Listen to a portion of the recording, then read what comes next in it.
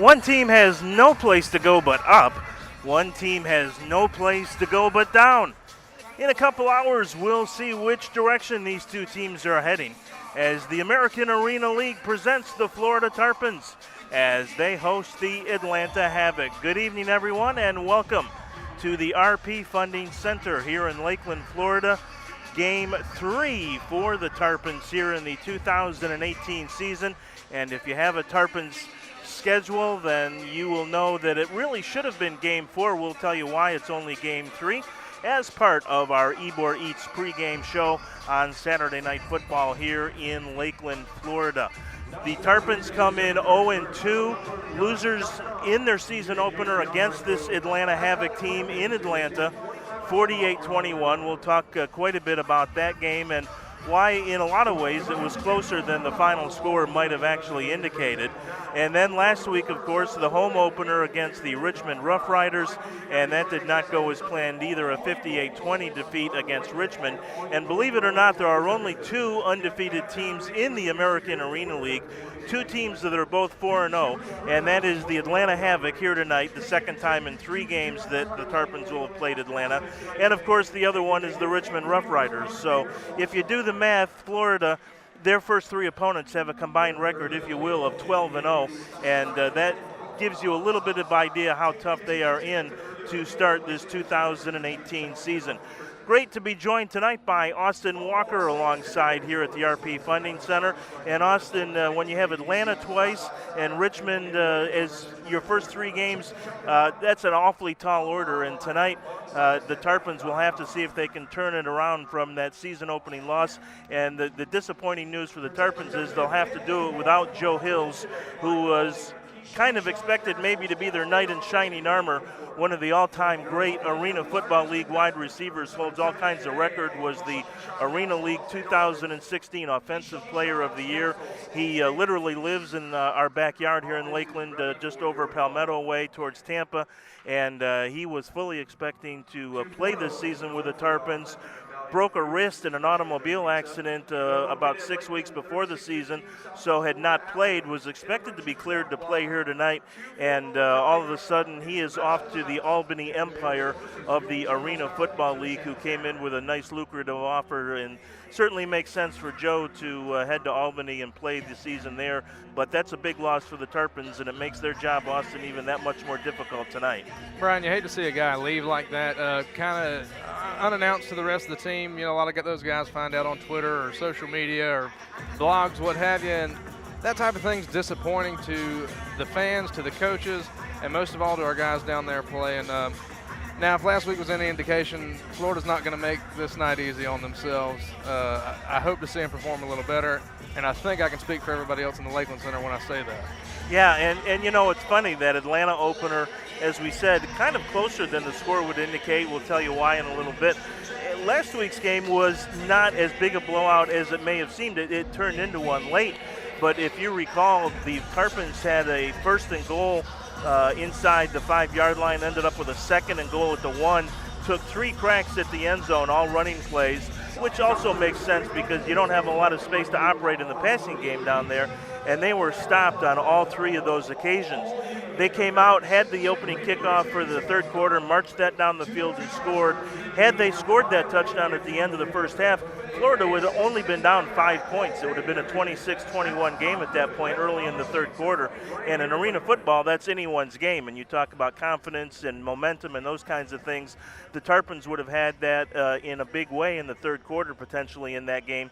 Of course, it didn't happen, and Richmond went on to get some late touchdowns that made it look very lopsided. So that's what the Tarpons faced last week. They will look to regroup tonight with Chris Wallace at quarterback and the same receiving core of Justin Hilton, Robert Redd, and Josh Banks as the primary receivers. Justin Hilton and Chris Wallace have hooked up on 4 touchdown passes in their first 2 games, so they are kind of the go-tos, if you will, for that Florida offense, and we'll see just how much more Hilton gets involved tonight. The other thing that has really been up against it with the Tarpons is they opened, as we said, the season all the way back in Atlanta on March 17th. That was was more than a month ago now. They were scheduled to play the following week in Boone, North Carolina, and that game got snowed out. The Tarpons spent all the time and effort and resources to get to North Carolina, and the Grizzlies play, the High Country Grizzlies play on the campus of Appalachian State, and college officials closed the campus that Saturday morning at 10 because of an impending winter storm, and so that naturally canceled that game. It probably will not be rescheduled. So the Tarpons went essentially almost a full month without playing a game after that opener against Atlanta, and that's been a hurdle that's probably been a little difficult to overcome as well. I would imagine one thing I think they're going to focus on tonight is something I kept hearing at practice this week, and that was personal discipline. A lot of those personal fouls we talked about last week is what killed them when it comes. Interceptions taken away. You're going the wrong way down the field. And that's from the coaching staff to the players. Everybody was talking about this week, take your aggression out during the play, not after. We had the little scuffle down at the goal line last week that was kind of embarrassing for both teams. And I just look for a good, clean game of football tonight, and I think we'll get it. Yeah, and I think you bring up a really good point, too, about the practice this week.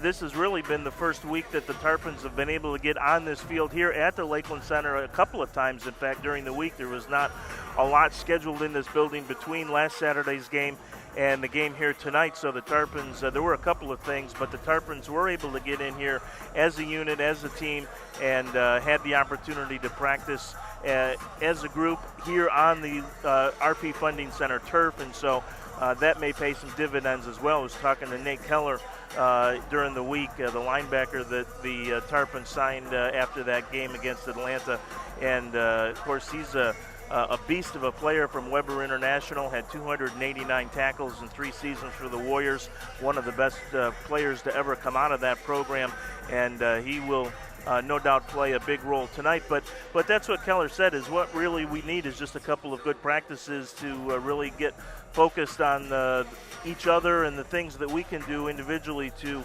improve our performances, which in turn would collectively improve the team's performance, and discipline is certainly one of those things. So we will see how that all plays out here in the next couple of hours, but the Tarpons pretty desperate for a win. They've, as we said, have been reduced probably to an 8-game schedule, and so every game from here on out is really critical in terms of a potential postseason berth. The good news is, other than the Rough Riders and the Havoc, no one's really in the Southern Division or the Southern area of the league running away with things. A lot of 0-2 records, 1-1 records. The only other good records belong to 2 teams up north. The Rochester Kings are 3-1 in the AAL, and the Carolina Energy actually also off to a 3-1 start as well. So that may be the team that Florida will end up having to try and track down before all is said and done. But a win over Atlanta tonight would go a long, long way towards turning things around, both from a mental standpoint and in a standing standpoint as well. It is the second of 4 straight here at home for Florida. So if they have a chance to really get things turned around, it would have to start here this evening. Atlanta comes in with Lee Chappelle as their quarterback, but they too have suffered losses to the Arena Football League. What happened to Joe Hills is not anything that we haven't seen around the league. The Arena League, the one that most people know and remember, is barely hanging in there. They literally are down to 4 franchises: Albany, Philadelphia, Baltimore, and Washington. But and so a lot of former Arena Football League players have signed here in the American Arena League. Atlanta has had several. Certainly the Tarpons have several, but Atlanta has lost 2 players to the Arena Football League in recent weeks. Dante Rump signing with the Philadelphia Soul, and a very good wide receiver that did a lot of damage in that first game against Florida, Malachi Jones. He, in fact, also signed with the Albany Empire right after that game against Florida in Beaufort, Georgia. Albany, as we said, an expansion team in the Arena League, had a sellout crowd for their first game of almost 14,000 up in Albany last weekend, and it did not go particularly well for the Empire. Great nickname, by the way. And so they kind of want to make sure if they're going to get that kind of fan support and build that kind of fan base up there, and perhaps build the Arena League back up to what most of us remember it was in its glory days, felt like they needed to go out and sign some talent. So Joe Hills was one of them, and Joe's quarterback when he was the 2016 Offensive Player of the Year in the AFL. Tommy Grady also signing up with Albany earlier this week, so those two will be reunited. And I'm sure besides the contract, in terms of the dollars, the chance to play with Grady again was something that Joe certainly entertained and was excited about, and probably made his decision that much easier. So no Joe Hills after we were hopeful to see him last week, and he did not get the medical clearance to play the day before the game. We were fully expecting it this week, and Albany swoops in, and Joe Hills will be taking his talents to upstate New York, and we wish Joe a lot of luck, and maybe for the 2019 season, if he's back home. I know he's got a couple of young kids over in the Tampa area, so it's always tough to kind of be away and from family, and especially when you have young kids. So if he decides to stay close to home next year, and the Tampa Bay Storm, who he played for in 2017, don't come back to life, maybe we'll get a chance to see Joe on the Tarpons roster in 2019. You never know. But for now, no Joe Hills, so the Tarpons will have to muster forward with what they have, and they do have some talent. There's no question about it. It just now needs to come to the fore on a more consistent basis. This is the Ybor Eats pregame show. Our thanks to our friends at Ybor Eats. They're at 17th and 5th over in Ybor City. We hope someday in the shadow of the new Rays baseball stadium. Ybor Eats at 17th and 5th, the home of great cheesesteaks. They are tremendous family restaurant with great food, big portions, beautiful prices, and the best cheesesteaks on the Gulf Coast. They are classically trained there. They have cooks and family members that spent time up on the Jersey Shore, so they know all about authentic cheesesteaks, and you can find them at Ybor Eats. That is where the local eats. They've been there for almost 30 years, and you know all those fancy places that come and go in Ybor City with the fancy decor and the fancy names. You see them one time, they're gone the next. Not the case at Ybor Eats. We hope you get a chance to check them out. As the Atlanta Havoc come out onto the field, we will get a chance to meet the Havoc in just a moment, and we will certainly get a chance to meet the Florida Tarpons when we return. Let's take a break on the Ybor Eats pregame show.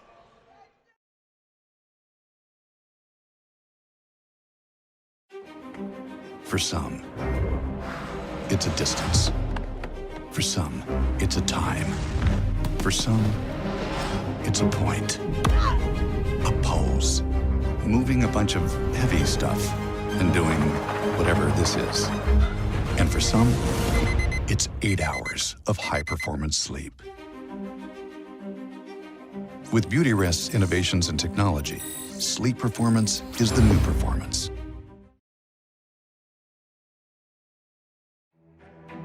You need the best equipment for the best ride, the best fit, and the best night's sleep.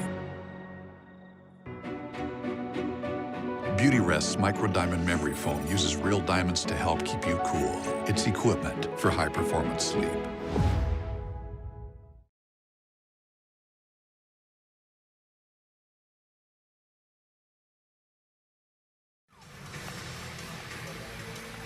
Back here at the RP Funding Center in Lakeland, Florida.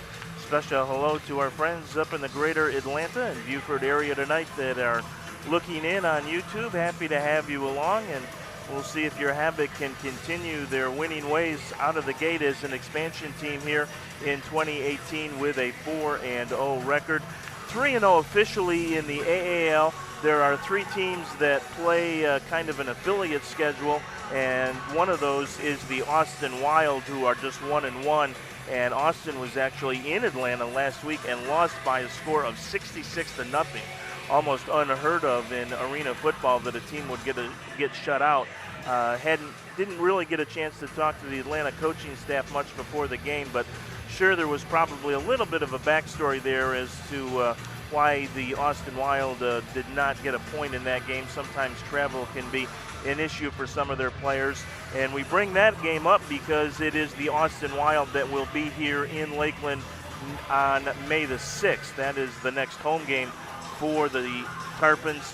It is a bye week next week, and then games on May 6th and May 12th to close out the 4-game homestand of this 8-game regular season schedule, which will take us into May. So, Austin, some keys tonight.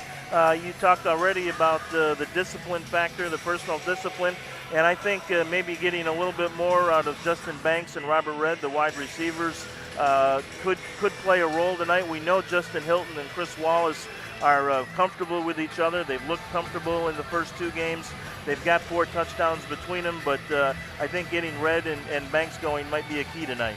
Yeah, I think so. And during warm-ups just now, I'm not sure if they were just playing around, but they were kind of captivating my attention with Wandell Rutledge. He's a big offensive lineman, but they had him running the ball like a fullback.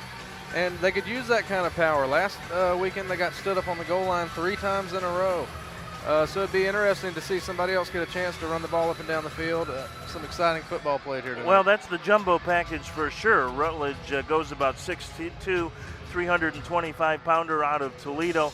And as you mentioned, Rob Taylor had 3 cracks at it from the half-yard line last week from the fullback position. He's no guy that you would mind having in the alley for a midnight fight yourself. He's 6'2", 220, but Richmond did a tremendous job at the goal line just shutting those plays down. But you're right, that certainly is a possibility. Shades of William the Refrigerator Perry, right? For amen to that. Yeah, the Chicago Bears in the backfield. So if the Tarpons get into a short yardage situation where they want to run the ball, we'll keep an eye on Wandell Rutledge, the offensive lineman that could in fact carry the ball tonight, and that would be fun to see. Rutledge was signed by the Tarpons as well not too long after that game in Atlanta. Here last week, but he only dressed. He didn't play. I'm sorry? He was here last week, but only dressed and didn't get the chance to play. So it'll be interesting tonight to see some other guys get some touches that maybe last week got a little bit neglected. Has a background in the Arena Football League, saw 12 games in 2014 with the San Antonio Talons, and interestingly, mentioning Rutledge and running the football, he actually ran for 3 touchdowns with the Orlando Predators when he was with the Predators. So touching the football and perhaps in those short yardage situations is not necessarily something that he is foreign to. So we'll see if in fact that is something that comes into play tonight. Good pickup by you, Austin, in the pregame warm-ups here at the RP Funding Center. Maybe the old coach has some tricks up his sleeve tonight. That'd be fun. Well, Michael Taylor, as frustrated as anyone. We know the Tarpons' pedigree is basically nothing but championships. This is their 7th season. They've played in 5 league championship games. They've got their 2 championship banners hanging in the end zone here tonight, one in 2013, one in 2015. They're 2-3 in those championship games, including a loss last year to Richmond in that league's championship game on the final literally on the final play of the game. So really something that's a little bit of a surprise, I'm sure, to fans and to Coach Taylor himself, that they're out of the gate a little slowly, but a chance tonight to really atone for that season opening loss and build some momentum for the final 5 games of the 2018 season, 3 of which will be here in Lakeland. Well, you know, I've been around this program since almost, I'm assuming, its inception. As a former fan of the Lakeland Raiders that played here at the now RP Funding Center, we would go down to Fort Myers and get waxed on the floor by these guys every single year. So it's strange to see them struggling like this year, and that's what a lot of guys talked about in practice this week, that they've never been in this position before and they don't look to be here long. Yeah, and when you're down and you're trying to punch back, you're right. It's not a position that you're all that used to. being in, and you'll have to try and figure it out on the fly. Let's head down to the field and meet your 2018 Tarpons. Number 2, an defensive back out of Central Missouri, 6 foot 200 pound, Roshan Marshall. Number 3, a defensive back from Northern Illinois. Give it up, Chris Smith. And quarterback out of University of South Florida, number 5, Bailey Trulio. Number 6, a wide receiver out of Allen University. Give it up for Reggie Ellis. Your kicker, number 8, out of Liberty University, John Lunsford. And linebacker, number 9, out of Weber International, Nate Keller. A wide receiver, number 12, out of Cumberland University, Keith DeVoe.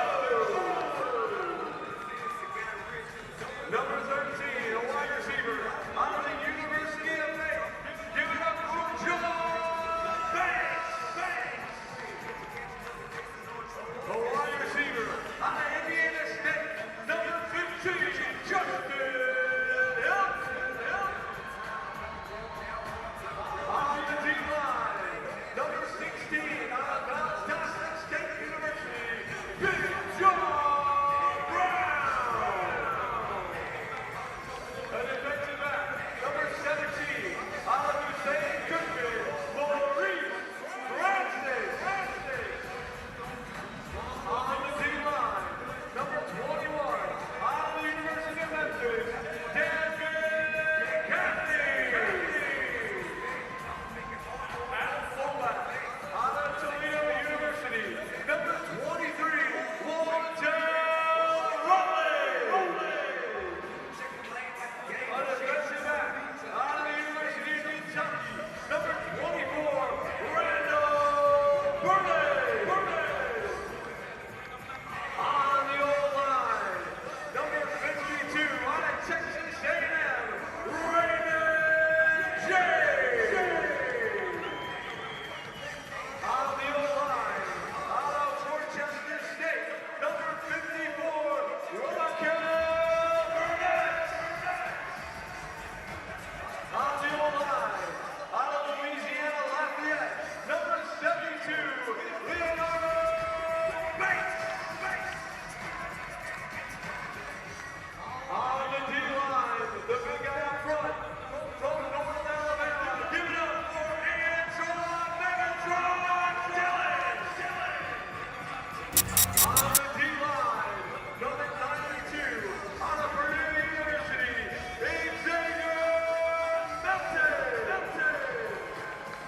And he's your quarterback. He's the general from Toledo University. Give it up for Chris Rowland. The head coach of the Tarpons is Mike Taylor. He's assisted by Tim Culver and Greg Burnside. Ladies and gentlemen, your 2018 Florida Tarpons. And ladies and gentlemen, at this time, we ask that you please rise for the presentation of our colors. Please welcome the Polk County Composite Squadron.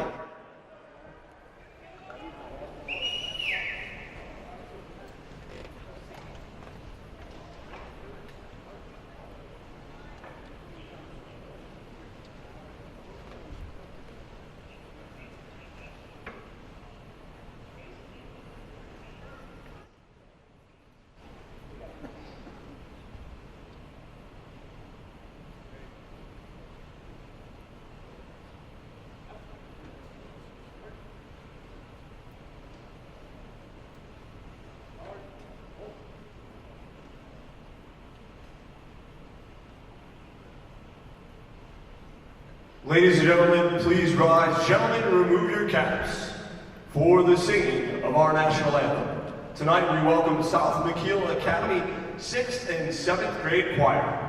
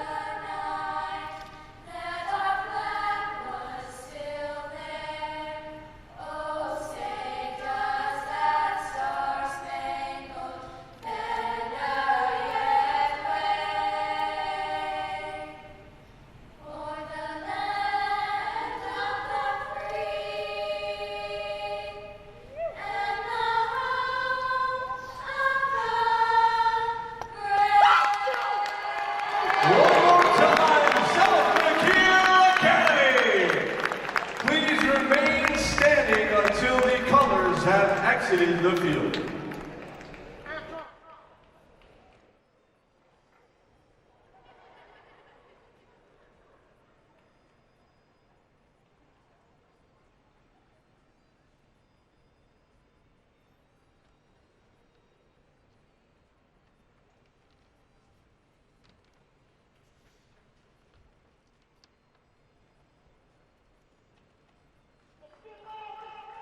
Thank you.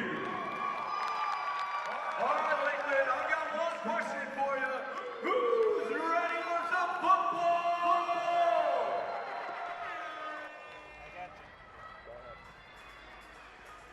Just a couple of minutes away from kickoff here tonight at the RP Funding Center. As we mentioned, the Tarpons coming in off that seemingly lopsided loss against Richmond last week. And it was a lopsided loss when all was said and done, but could have easily also been a 5-point game early in the third quarter, as we detailed in the Ybor Eats pregame show. But didn't work out that way, so the Tarpons will have to put that behind them tonight. The Havoc come in. They did not play last weekend. They had a bye. But you go back to their last game, first weekend in April up in Buford, when the Triangle Torch came to town, and Atlanta scored 35 second-half points to win that game. What was unusual is that was all the points they scored in that game. The final was 35-20. The Havoc were actually shut out, completely shut out for the first 2 quarters of that game, and had to rally to win it, but rally they did to improve to 4-0 on the season. The Tarpons and their opener against... Ladies and gentlemen, please direct your attention to midfield. In their opener against Atlanta back in March, did not score in the final 2 quarters of that game. So a little bit of unusual arena football statistical history, if you will, with these two teams. Kind of hard to go a whole half without scoring any points. But Florida did it in the first game up in Atlanta, and then the Havoc did it last week against, or 2 weeks ago against the Triangle Torch. But they came back to win it 35-20. So we'll see how it plays out tonight. As we said, Atlanta very good. I don't know if they're quite Richmond Rough Rider good. The Rough Riders have not lost a game in their 2-year history. They won the league championship last year, the Arena Pro League championship against the Tarpons, and they have not lost so far this season. In fact, I had actually thought they had played in 2016 as well. So when I asked Mook Zimmerman, their coach, about when the last time he lost a game, he kind of chuckled and didn't say anything. And I figured out rather quickly that that's because they have not lost a game since they've actually started playing in Richmond. So good for the Rough Riders, and we'll see if they can continue that streak as we move on during the 2018 season. Let's hope the bright green doesn't shell shock the poor Tarpons, because yeah, that was just kind of the same green that Richmond had last week. So well, when I walked in, I thought I was tripping for a second, because I thought surely they didn't send Richmond back here to do it again. Well, no, they did not, but they did send another 4-0 team here. So that is the reality that Florida will face here tonight. They will get the opening kickoff, and so perhaps a chance to get an early lead. In fact, again, kind of strangely, they led in both of the games that they ended up losing, scoring the first touchdown in both, but unable to sustain that offensive pressure and momentum, and so ends up that maybe scoring first isn't always the secret. And in fact, certainly in arena football, it's really more who scores last than who scores first. It seems like we're just a few seconds away from kickoff now. Everybody's getting excited. That is Reggie Ellis back deep for the Tarpons, who have him generously listed at 5'10", which makes me Kareem Abdul-Jabbar, I believe. But he is quick and speedy, so let's see if he can get the Tarpons off to a good start here. Ball is in the air, and Ellis will take it about 5 yards deep in the end zone. Across the 5 and under tackle, maybe the 6. Now they'll say just to the 5-yard line. He's a little guy, you know. He's got a lot of speed, but he's got to have room to get out there and open it up. Isaiah Jupiter, one of the first Havoc players on the special teams to get in there to make the stop. So not great field position for Florida as they will start from their own 5. Chris Wallace, the all-time leading pass yardage leader in AF2 for many years with the Florida Firecats. He's 42 this year, but still going strong, still loves the game, still has a passion for it. And one of the keys tonight will also be making sure he gets enough time to find his receivers. Protection was a real problem against the Havoc the first time out. It was a little better against Richmond last week as we have movement and flags, and it will be offsides immediately against Richmond. Against Atlanta. It's hard with those pants, I'm telling you. Yeah, that was one thing they talked about a lot in practice as well, or Chris specifically was talking about protection. He can do a lot. He doesn't mind taking a few licks, but needs his guys to step up. And going back to Wandell again, I think that's something that he can cover. So if they get a dual threat out of him, great.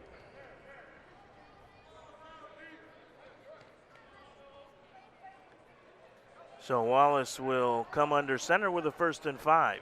Drops the throw, fires, and it is almost intercepted. Went through the hands of number 13, that's Josh Banks, and doing some punitive push-ups over there is L.J. Jackson, the defensive back, who almost had the interception on the first pass of the game.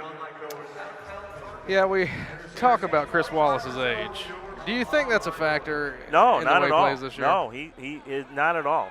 The factor has been getting enough time to throw the football, no question. Again, movement, and this time we have flags, and I think it was Rutledge, in fact, that may have moved early. Well, of course, I talk him up, and then he's going to do something to spite me. So 5 yards giveth and 5 yards taken away. And it'll bring up a 2nd and 10 back at the 5-yard line. Not a place you like to be. No, not a great field position to get a drive start, but the good news on that first pass was Banks was certainly open. And if protection is an issue, maybe you go to the short passing game a little more. Here's Wallace. He's going to throw it deep down the right sideline, and flags are thrown as Banks was, or rather that was Hilton, interfered with over there by L.J. Jackson. It's a sloppy Saturday night, it looks like. Well, at least to start, we've seen more yellow than we would have anticipated, but Hilton, the go-to guy. Wallace did not really have a great release on that. But the pass interference call will stand, and it'll be a 1st down for the Tarpons. First down of the game by penalty, but we'll take it. Can't ask for that kind of help. 10 yards out to the 15-yard line.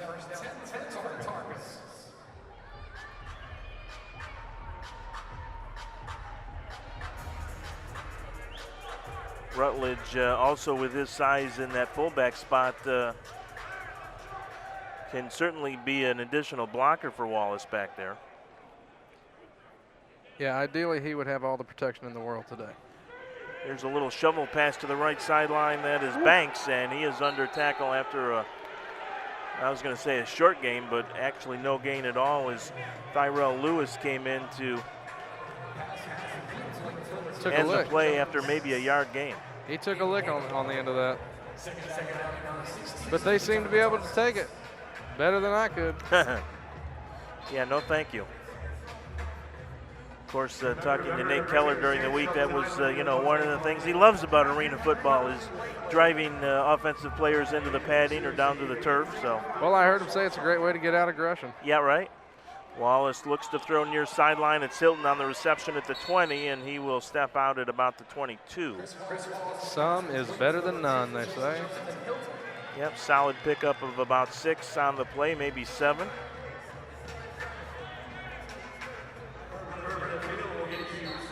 Third and 3 now. Tarpons would dearly love to, again, get that first score and try and build on it tonight, something they have not been able to do in their first 2 losses, despite having the first touchdown in each. Well, this is a game they're going to have if they want to have any kind of postseason. No question about it. Red will be the motion man here. Wallace short drop, fires, and it is caught by Red. And that's a first down for the Tarpons at the Atlanta 23. Good reception by Red as he hung on. So the Tarpons keep the chains moving. Already off to a better start, it seems. Yeah, in sync a little more and using, as we said, kind of that short passing attack to keep the drive alive. Last night I heard Chris Wallace say this week we should play for each other, not just with each other. There you go. It looks like that's what they're doing. Well, he's a coach out there. He's got almost 2 decades of Arena Football League experience. We'll detail some of his stops in just a minute, but he calls almost all the plays. Wallace to throw, and he's got a completion, and it's Red. He's near the first down sticks, reaches out, and I think he's got a first down at the 11, but a flag is down, and it'll be coming back holding against the Tarpons. So that is the first really big mistake for Florida here this evening, as the first down pass to Red is negated. That's the type of mistakes you got to just move past and keep playing, because if not, they'll get in your head. Last week, a lot of them were moping and going around the locker room with little enthusiasm, and I think it kind of seeped out to the other players. It goes right back to personal discipline, which is what they were harping on in practice all week. Wallace's Arena Football League stops through the years a couple of times in Orlando, the New Orleans Voodoo, the Pittsburgh Power. And as he said, most of his hay made with the Florida Firecats. And now what do we have? Michael Taylor, the Tarpons coach, was talking with the head official here, and they wanted a reset on the play clock is what they need. So, granted, you can have it. Absolutely, after the penalty. So I think Chris was still in the huddle and saw that the play clock was down to like 6 seconds and realized that it had not been reset after the flag. Good eye. So it was good eye. Ball spotted back all the way at the 18-yard line, brings up a 1st and 20 now.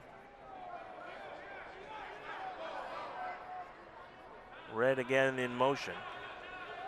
Wallace, the straight drop, has some time, looks deep down the field, who's looking for Red on the post pattern, and just a little bit overthrown. Gosh, that Atlanta line is a little jumpy, aren't they? They almost jumped again on that play. Jackson back there for the Havoc.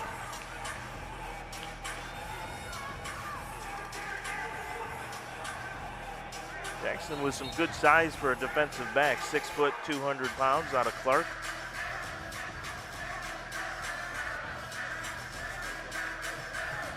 .8:57 to play. First quarter, no score. First possession of the game still here for Florida. 2nd and long. And again, jump They will let the play go, however, and the pass is incomplete to Hilton, but I believe Atlanta may have been in the neutral zone. We'll see.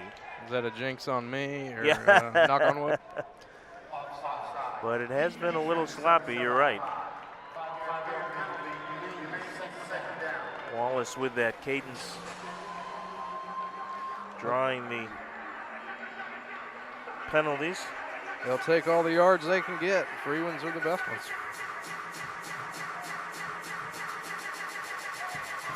Wallace was the 2013 Ultimate Bowl MVP. Game played down in Fort Myers when they defeated the Corpus Christi Fury 40-32. That was one of 3 straight appearances in the Ultimate Bowl in the Ultimate Indoor Football League. I was there. So you know firsthand his skill and his talent. I've seen him at his peak. Wallace again throw to the near sideline, completion to Banks, who is taken down at about the Atlanta 22. Jackson again on the coverage. So back to what essentially was the original line of scrimmage. It'll be 3rd and we'll call it 9. Just going to say it's 4-down territory here, but we'll see what the Tarpons pick up on 3rd. They've got a very good place kicker and John Lunsford. Wallace fakes, and he's under heavy pressure, and he's going to go down this time. Ouch. First sack of the game, and it belongs to Larry Ford out of West Virginia. A little bit of misunderstanding between James and Bates there, it seems. They were having a little discussion after the whistle blew. All right, fans, it's time for the T-shirt toss, presented by the Florida Tarpons. Making the noise for Timmy the Tarpon. And So the Tarpons will face now a 4th and about 14. So we have a timeout on the field. See if the Tarpons elect to go for it or perhaps allow Lunsford a rather long field goal try. Trying to look over here, and I think Lunsford is coming out onto the field. So the Tarpons will look for 3 points here early. They'll take what they can get. I'm sure they're happy with that. Yeah, penalties derailing that first Tarpons possession and then the sack. Self-discipline. They've harped on it. They're going to have to come through tonight. This will be a rather lengthy field goal effort. Maybe that trickery we talked about is coming out. Backup quarterback Balin Trujillo out of the University of South Florida will be the spotter, or the holder rather, and he will spot it at about the Tarpons 13. Take your tickets up to Duke's Brewhouse and get 1 free Brewhouse beer or soft drink. That's what's taken tonight at Duke's Brewhouse. A little confusion over there where they want to spot the ball, but they will finally set it down at the Florida 23, so it'll actually make the kick a little bit closer than we first thought. Trujillo will put the ball down at about the 17. This will be quite a feat if he can put it through. And now a flag and a movement against Florida, so it will cost them 5 yards. Wow. So it will set it back at about the 12 now.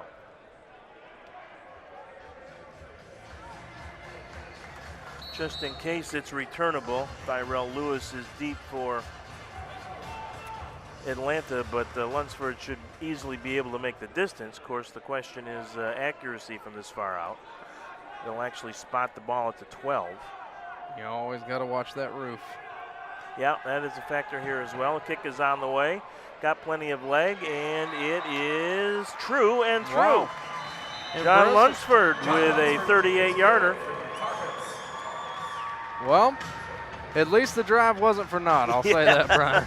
And for the third straight game, the Tarpons on the board first. Touchdowns in their first two losses, one against Atlanta, one against Richmond, and a field goal here tonight against Atlanta. So the Tarpons, with 6:56 to go first quarter, have a 3-0 lead. Well, you can tell the players have got a little bit of excitement in their feet now. Even though it's a small score, it's a small victory. But like you say, maybe the key is not getting out ahead in the beginning. It's at the end that you got to worry about. So. And that discipline that we've talked about, that 10-yard holding penalty, really a herder. Really slammed the door shut on that possession. It's interesting with so many veterans down on the field that they still have that problem. It's So Lunsford will tee it up at the goal line. Of course, we saw a couple of unos last week from Richmond. If Lunsford can drive it through the uprights, that is a uno and would give the Tarpons a rather unusual football score of 4-0. For Atlanta, deep mark Telly Moore. Kick is on the way, and it will be wide of the mark, but out of play. So the Havoc will get a good field start at their own 20-yard line. Well, that sure beats being backed up to your goal line. Yep. That's kind of the danger of going for the uno but not hitting it, because if you make the uno, not only do you get the point, the drive start is at the 5, but if you put it out of play and don't get it between the uprights, it's all the way out at the 20. And that's where Atlanta will go on offense. 1st and 10 for quarterback Lee Chappelle. He had 6 touchdowns in that 48-21 win back in March against Florida. 5 through the air, 1 on the ground. Chappelle pump fakes, fires over the middle, wide open is his receiver. That is Ryan McDaniel, his favorite target, certainly one of them. He didn't seem to have any problem on that play. Yeah, an arena football veteran. Both Chappelle pump fakes, fires over the middle, wide open is his receiver. That is Ryan McDaniel.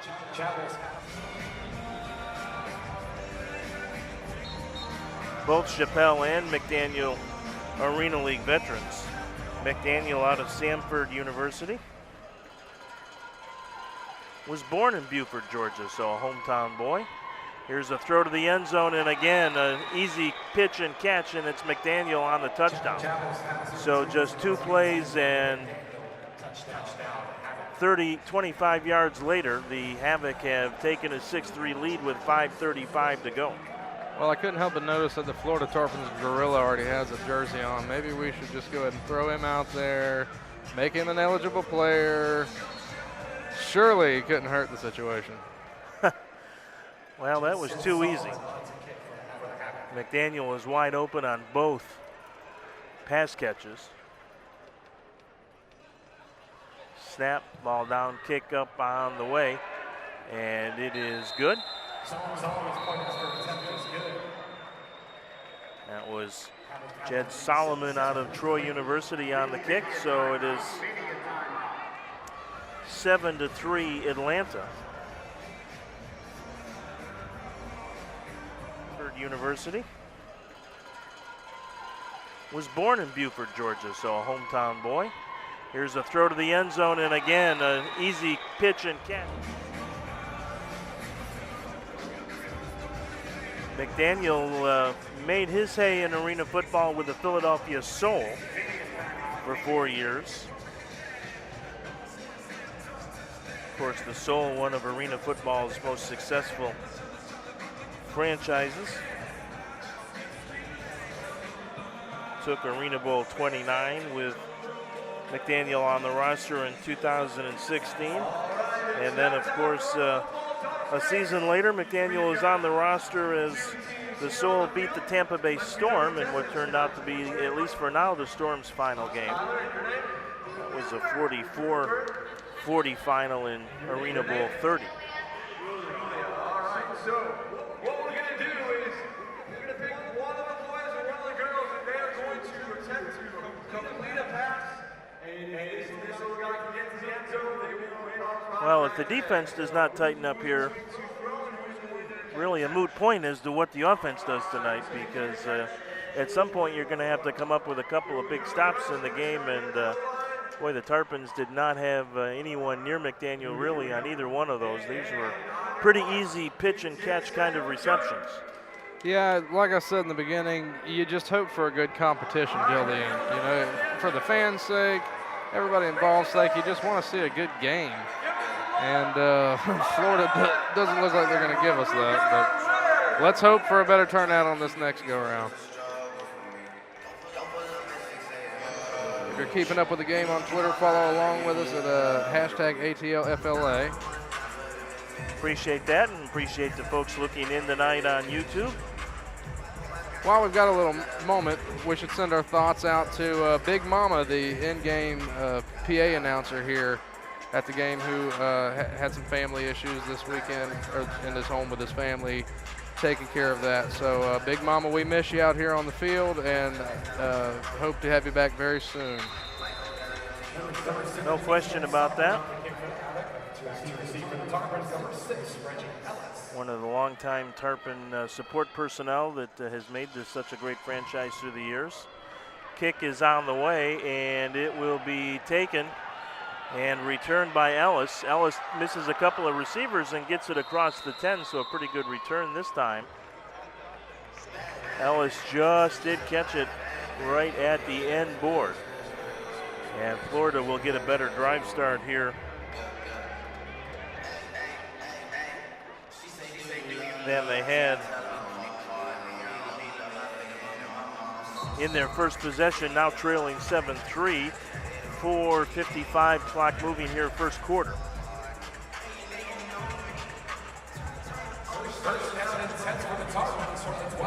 Let's see how the veteran responds here.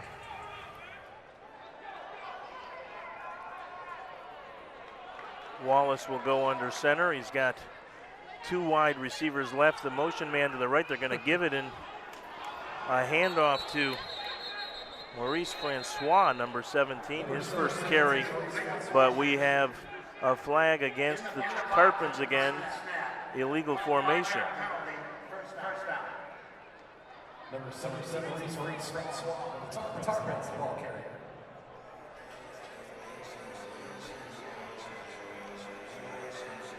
So that'll cost Florida 5. If they keep this up, they're going to have to get the officials some more flags. Or overtime pay. So that'll step it back to the 7.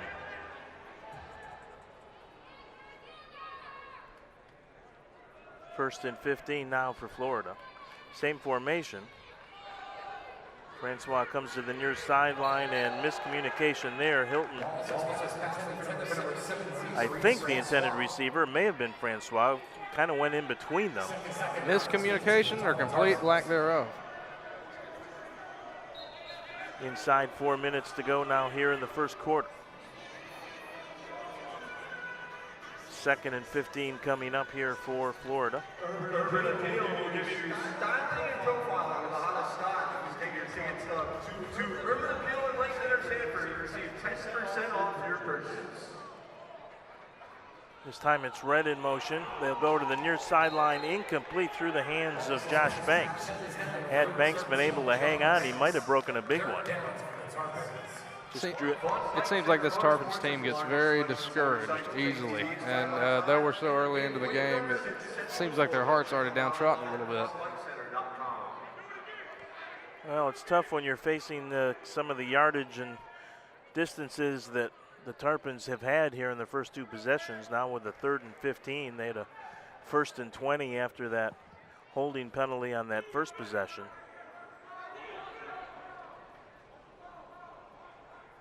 This will be Hilton in motion now.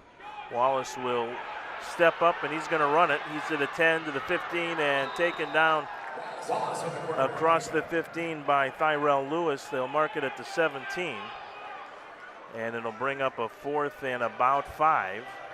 So we'll see how Michael Taylor wants to play this year. He may just elect to roll the dice and go for it. Didn't quite get the first, but that's what you like to see out of a guy like Chris Wallace, taking the lead, taking charge, and heading for that big orange pylon. Yeah, pickup of almost 9 on the play, and it puts the Tarpons in position here to take a shot at it.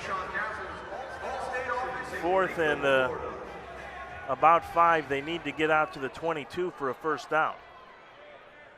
Hilton again will be the motion man on the near side. The throw is incomplete. And Hilton again and Wallace not on the same page. Don't know why that is. Hasty choice to me, it seems, being that they just nailed a field goal from about the same yardage. You know, you're disgruntled that you didn't get that last 5 yards to get the first down. I think you take the easy points. Yeah, that's you certainly make a good case for that.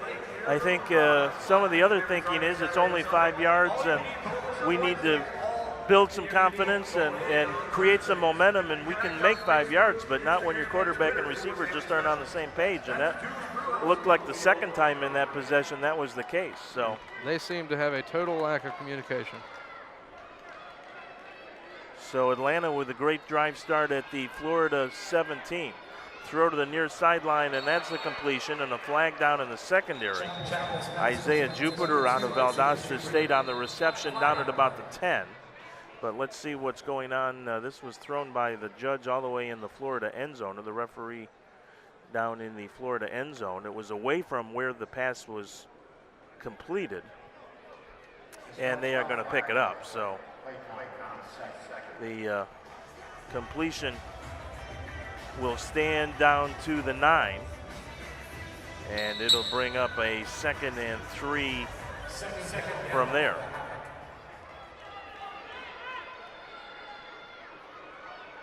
Looks familiar. Yeah, it seems like we just saw this a couple of minutes ago. McDaniel will be the slot receiver to the left here.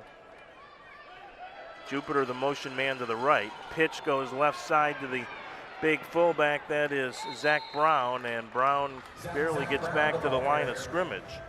Brown from Ferrum College.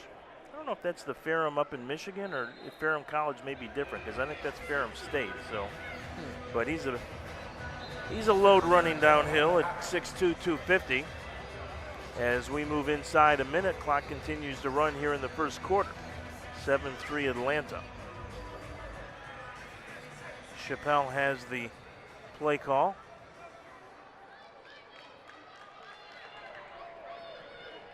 Boy, that A.J. Harmon's a big fella, isn't he? Yes, he is. Straight drop. Has a little bit of time, rolls to his right. He's going to run it now. Has a clear line to the end zone, and he is taken down just short of the goal line. Francois got him at about the 1, but we do have a flag down. Little laundry on the field. Let's hope the Tarpons can get a break. Yeah, that may be a help for Florida here with 26 seconds to go. Atlanta looks like they're thinking it's against them, and it is holding against the Havoc. Straight drop, has a little bit of time, rolls to his right. He's going to run it now. Has a clear line to the end zone, and he is taken down just short.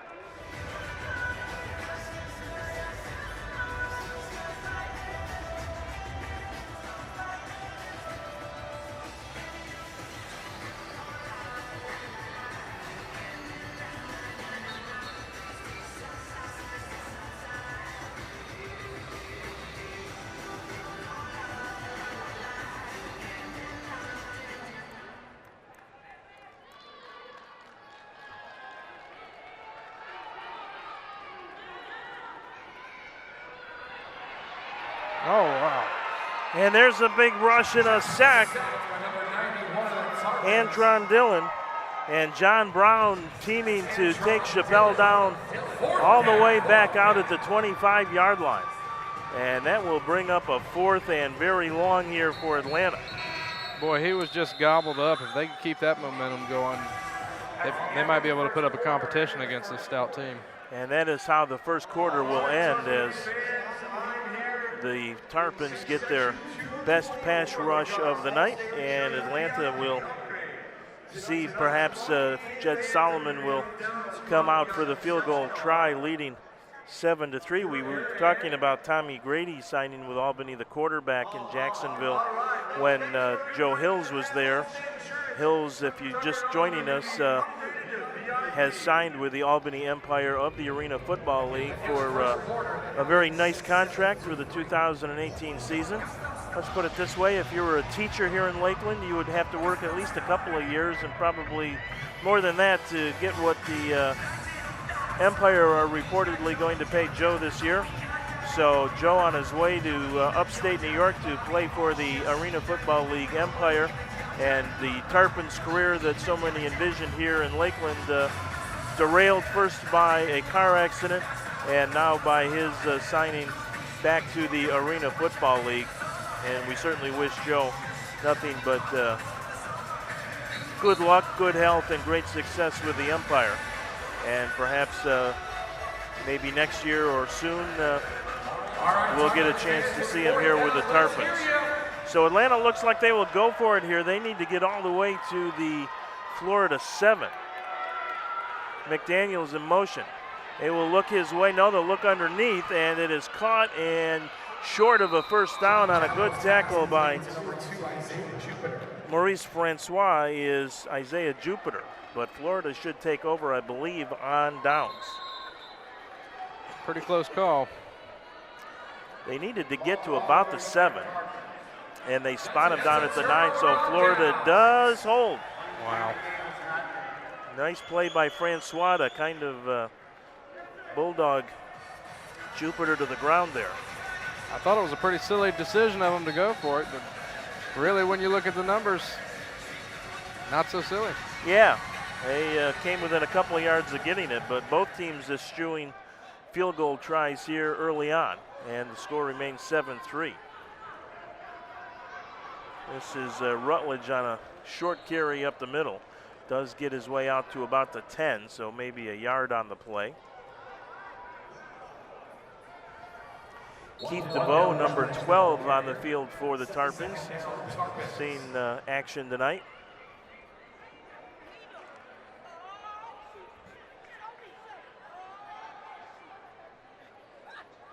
Looks like Reggie Ellis is out there as well as wide out. Wallace drops, fires, and it is complete to Red out at the 15 and ahead to the 18. That's going to be close to a first down. Great second effort. What a reception. So no Josh Banks and no Justin Hilton on this drive, at least to start, after the rough beginning that especially Hilton seemed to have. So it is Red out there with Reggie Ellis and Keith DeVoe.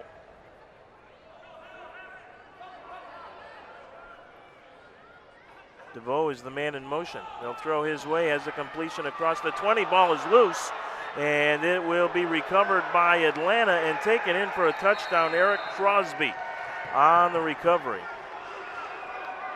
Well, I would say if there were one play to sum up the Florida Tarpons season thus far, that would pretty much be it.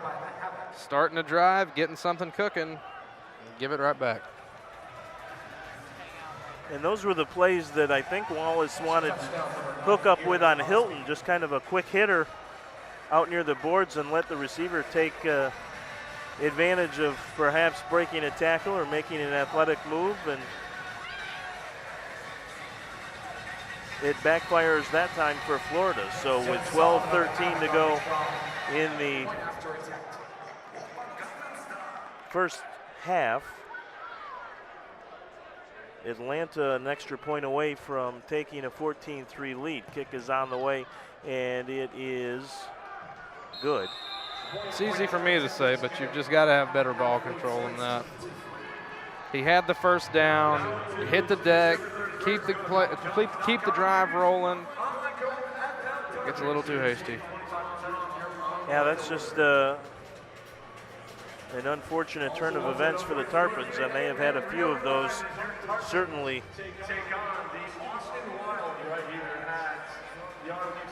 Here in 2018, we mentioned, in that first game up at Atlanta, there were a few key plays that, again, could have made a big difference.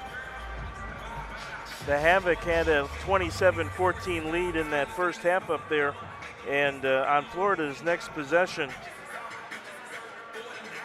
Marshawn Robinson intercepted Chris Wallace at his own 2-yard line and returned the interception 48 yards for a touchdown. So, you know, you give Florida a touchdown there on that possession, and it's a 27-21 game going to halftime. Instead, all of a sudden, it's 35-14 going to the half. And obviously, Florida did not recover, but that was one of 2 or 3 plays in that game that really could have made a big difference. Kick is on the way. This one is actually through for the Uno.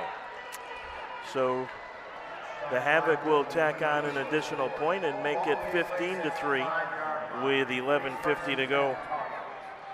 Does not help the plight of the Florida Tarpons. No. Moreover, the self-esteem. The Tarpons actually trailed 35-21 at halftime of that game against Atlanta and had the opening kick to start the second half.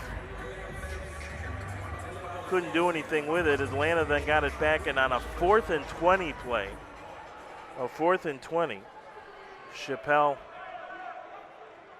passes for a touchdown, and that was the backbreaker. Here's a quick hitter complete to Red across the 15 out to about the 17.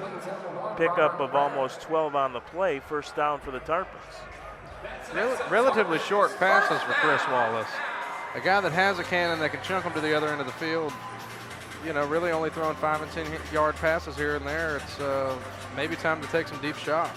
Well, Justin Hilton is back on the field, as is Josh Banks. So the 3 starters, Red, Banks, and Hilton, all back out there after Banks and Hilton missed that last series. Now there's a completion to Hilton, and he'll put it out of play at about the 20.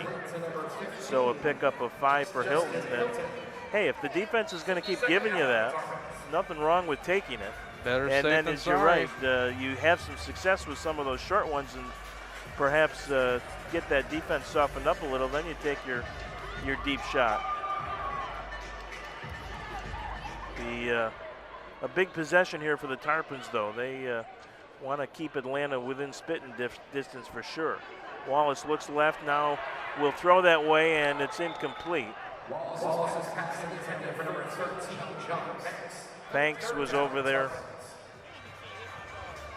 as well as Hilton in the vicinity. I think Banks was the intended target. Would have been a nice pickup. 3rd and 5 now instead for Florida at their own 20. As the clock continues to roll in the second quarter, inside 10 minutes to go, and now we have a stoppage and we have an official's timeout on the field. So we mentioned this is the second of 4 straight here for the Florida Tarpons after opening on the road in Atlanta and then having the unusual snow out. How do you get a snow out in North Carolina? Well, I guess they do get snow there, so. Yeah, I actually have some grandparents that live up at the mountains there. That does, you know, get a pretty thick snow once or twice a year, but indoor football seems like it could be played in the snow. Well, the unfortunate thing especially was the Tarpons made the long trip to get up there and then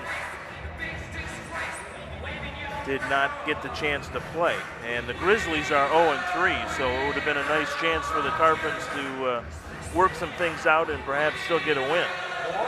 Well, I know they're looking forward to the bye week next week, and I know they're looking forward to the Austin Wild game. They've got some promotion gimmicks planned to hopefully pack out the crowd here at the RP Funding Center a little bit more.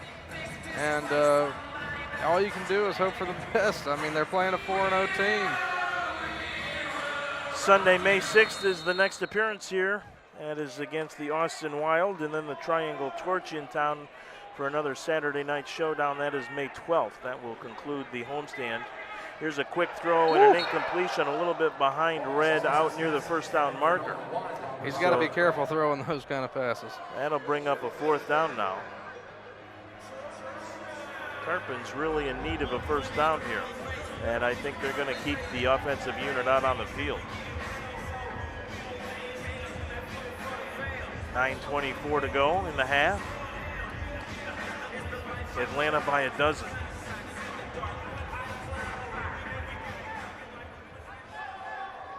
Banks will be the motion man here. Red split to the right and Hilton wide left. Let's see if they look for Hilton again on something short. And we have a whistle and a flag as the ball was never snapped. And not sure if that was Atlanta being drawn or, again, a miscommunication between the center and the quarterback Wallace. Not that we've seen that before tonight, but they will say it's offsides against Atlanta. So the Havoc are like, why is that one against us? Well, I don't see the Tarpons complaining much. No, they'll take the 5. It will not give them enough for a first down, but it'll bring up a 4th and 1 now. So let's see if they take a look at giving Rutledge the ball. This is the type of situation he would be great for. A big, powerful guy like that to just get over the line and keep the drive going. And it's a short one. They are on their own side of the 25. They need to really just get the football on the other side of the 25 for a first down. Wallace will sneak it himself. Rutledge will give him a little assist, and it is a pickup of about 2, maybe 3 on the play and a first down for the Tarpons. Good to see the general taking charge. First down. That is Wallace's nickname for a good reason. As we said, he is a true field general out there. He calls virtually all the plays. 95% of the plays that the Tarpons run are called by Wallace right in the huddle. Michael Taylor, their coach, will occasionally make a suggestion or send a play in, but for the most part, it's Wallace kind of getting a feel for the flow. And there's a throw and a completion, and a nice catch that time by Hilton. Chipping away. Yeah. That's what Wallace is doing, and as long as it works, keep at it. Pickup on the play of about 6. It'll bring up a 2nd and 4 at the Atlanta 22.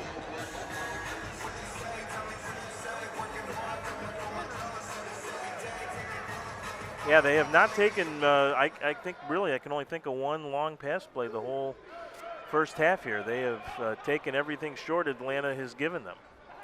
Now would They not may be a do bad it again time. here. Wallace under pressure loses the football. 2nd fumble of the game. 2nd one picked up by Atlanta. And there's a forward lateral, so that should come back. But it is going to be Atlanta's ball. Got some scuffed up players. Couple of flags down. Raymond James looking a little banged up after that. Don't forget to join us following tonight's game for He's number 52 for Florida. Present your tickets to So we'll sort things out here. a legal forward pass on the interception team. They keep the ball 5 yards from the spot. First down, Havoc. So I think both flags on the field were actually for the same infraction, even though one was on one side and one was on the other. But the upshot is the Tarpons have turned it over for the 2nd time here in the first half, and Atlanta will have a first down at their own 23. Florida Tarpons really What? have a niche when it comes to momentum swings, just not their own. Just cannot get anything positive going on a consistent basis here.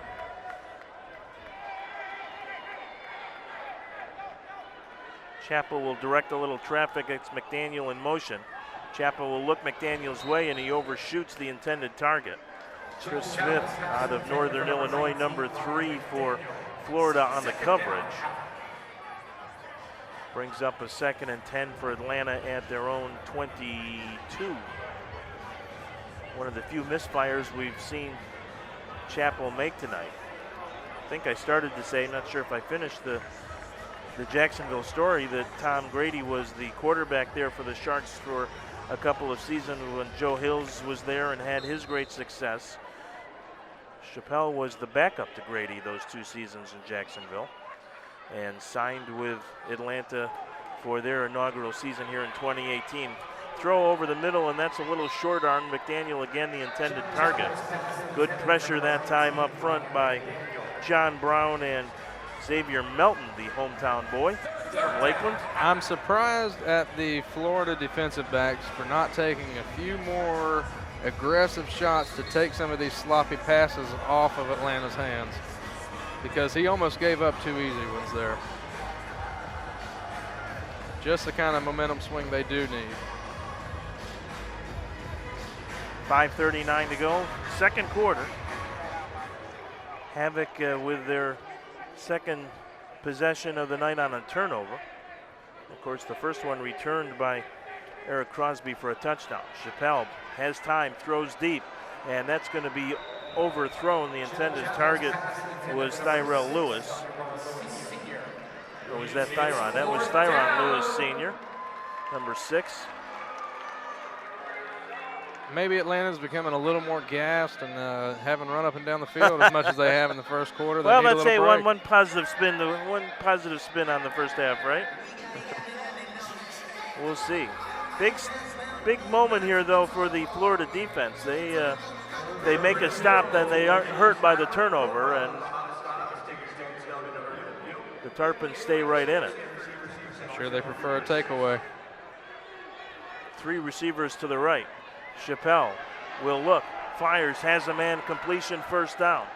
That is Tyrell Lewis, and he's finally taken down at about the 6 by Roshan Marshall. Ironically, the cleanest pass he's thrown in 4 downs, just when he needs to. The Tarpons could probably write something down and take some notes from that. So it'll be a first and goal, Atlanta down at the 6. Big conversion there. Chappelle had time and then stepped up in the pocket just a little bit, did a good job to buy even more time to let Lewis get open. Again, 3 wideouts to the same side of the formation. This time it's to the left, and Chappelle will swing it to the right. Down at the 2. Under tackle is Zach Brown, the fullback. Looks like they're going to make them work for this couple of yards here, but don't see Atlanta having much of a problem.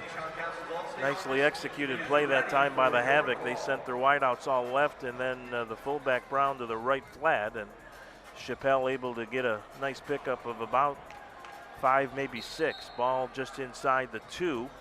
3:14 to go, second quarter. Atlanta Let's hear it for the defense. threatening to get their 3rd touchdown of the game here. Chappelle, he'll give it again to the big fullback, Zach Brown, and Brown bullies his way into the end zone, and the Havoc have opened it up now 21-3. Well, there's a little bit of laundry by the goal line. Oh. Poor Tarpons. Can't get help all the time from the Zebras. Got to help yourself once in a while, and the Havoc taking advantage of that big conversion on 4th down.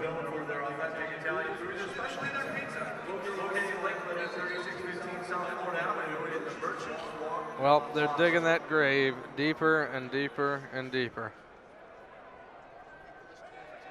I'd like to be a fly on the wall here in about 2 minutes and 35 seconds when they're heading into the locker room. Extra point tries actually no good. Hit the right upright, or the chain actually that supports the right upright. So the score will stay at 21-3. One of the few things that has not gone Atlanta's way here tonight. Still time, certainly, for the Tarpons, though, to make a drive. Well, they've got just a couple of minutes to put some points up on the board before halftime and try to get some momentum going. If they don't have it coming out into the 3rd quarter, yikes, look out, folks. Turn out the lights and get the bus ready. Unlike last week when the Tarpons had the opening kickoff in the 3rd quarter, Atlanta will get it tonight. On the kick for the Havoc, number 7, Jet Solomon. Back to receive for the Tarpons. It's just such an immediate change in character that I've seen with this Tarpons team. Yeah, and you've been around them a lot longer than I have. Yeah, it's strange to see so many veterans and so many guys that, like I say, I've seen wax the floor with Lakeland's former teams. You just hope for better than that, especially now that they are the hometown team. So Solomon has it teed up at the goal line. He already has an uno here tonight. Second one on the way, and that's a little short So Ellis will get a chance to return. He's got some space across the 10, still on his feet, and finally under tackle at about the 14. Pretty good return again for Ellis. Finally in there for Atlanta was Ryan McDaniel, been kind of Mr. Everything tonight. Ellis the ball carrier. First downs for the Tarpons. Nice when your star receiver plays special teams and makes the tackle. They'll spot it at the 14 with 2:17 to go, and might be a little early, Austin, but this kind of feels like a must-score possession here. Yeah, to me, the last several possessions it felt like it was must-score nice, possessions. but yeah. I just saw that they're making a little bit of a receiver change here and kept Reggie Ellis out there. Yep, so it's back to Francois Ellis and Red. Wallace will drop. Has time, has a lot of time. Now will throw deep. Had his arm hit, and it's knocked away down at the goal line. Good defensive play by Michaud Robinson. Maybe that's why we have not seen any deep passes tonight. I think he might have just got his arm or the ball touched just a bit as he threw. Well, I'm glad you're so sympathetic to him. I think it's about time that we had a retirement home come on as the Florida Tarpons sponsor, because our buddy's about ready to become head coach, I think. But then again, there are options at quarterback, pretty slim. Robinson, a longtime veteran of the game. Quality defensive back. Wallace again drops, fires, and it's dropped. Red can't hold on, and he's the possession guy. He is not the guy that they will look to deep, but he is the possession guy and couldn't hold on there. And I think Atlanta wanted a timeout, or do we have a flag down? I don't see a flag. I don't either. Yeah, it was an Atlanta timeout. They want to have at least one more chance at a possession here with 1:03 to go. It'll be 2nd and 10 coming up for Florida when we resume. Talking about Michaud Robinson. Played with the Orlando Predators, Jacksonville Sharks, Philadelphia Soul. A couple of stints with the Montreal Alouettes in the Canadian Football League. Graduate of Otterbein College up in Ohio. That is a really good academic school, not necessarily known for their football. Love his first name, Michaud. Yeah, isn't that a good? Yep. It's spelled very French, and it almost made me think he had to be from New Orleans. I was going to say, he was born in Ohio, so I don't know how he got Michaud as a. Interesting. Yep, Micheaux. Go Michaud. Wallace will look. He'll move to his right. He'll throw deep down the field, and it is intercepted. Third turnover of the half. They'll mark it at the 1. And it is Robinson on the pick. Reggie Ellis, the intended receiver. Well, Reggie Ellis certainly has the height disadvantage against anybody out on the field.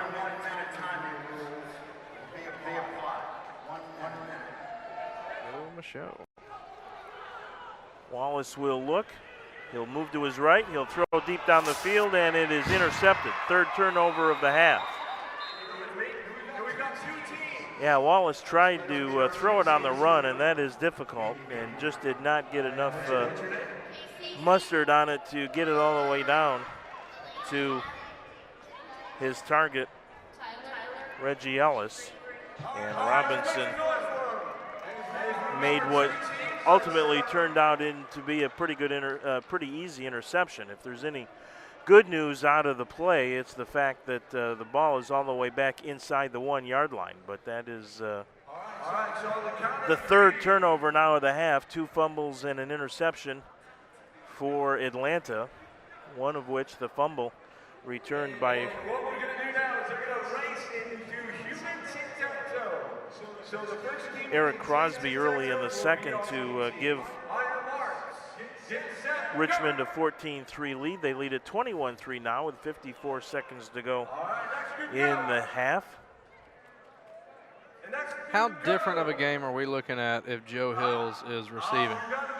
You know, that's a great question because you know, obviously the defenses are going to key on him, and you still got to get time to throw the ball. Wallace has generally had pretty good time tonight. I don't think there's been anything tremendously wrong with the offensive line. There's been a couple of times where he's had some pressure on him, certainly, and in this game you're going to get some pressure. But, that's a really good question, because if you know, Hills is explosive and a deep threat, I mean, he can catch it anywhere on the field, obviously, but you know, if you've got an older quarterback that can't get it down to him in that kind of distance, like we saw right there where it was a little bit underthrown, maybe he doesn't make as big a difference as we thought. So, but I'd like to find out. Yeah, it would have been nice to at least see. You're just tuning in, the 2016 Arena League Offensive Player of the Year, who had signed with the Tarpons, is going to play for the Albany Empire. Mcdaniel on the reception out at the 15. Francois drags him down there. Albany, an expansion team in the Arena Football League this year, and came down and made him an offer he couldn't refuse, as the Godfather would say. So after the auto accident and the broken wrist, that kept him out of action for the Tarpons' first 2 games, and money talks. Yep, has sent him to upstate New York. Here's a catch and a reception that'll stop the clock as Martelli Moore makes the grab. Atlanta had the same circumstance, actually. They lost one of their best players to the Philadelphia Soul after that first week win over Florida back in March. So, I mean, it happens much more than perhaps people may think, as Malachi Jones, as a matter of fact, too. Contracts mean nothing. Yeah, who went and signed with Albany. Down to 21 seconds to go, second and short. The throw and a completion down at about the 11. And that is Tyrell Lewis in front of Chris Smith to make the catch. Florida's D-line is just so aggressive and wants to break through, but man, do they have some big competition in front of them, and they're just having a hard time putting any pressure on the QB.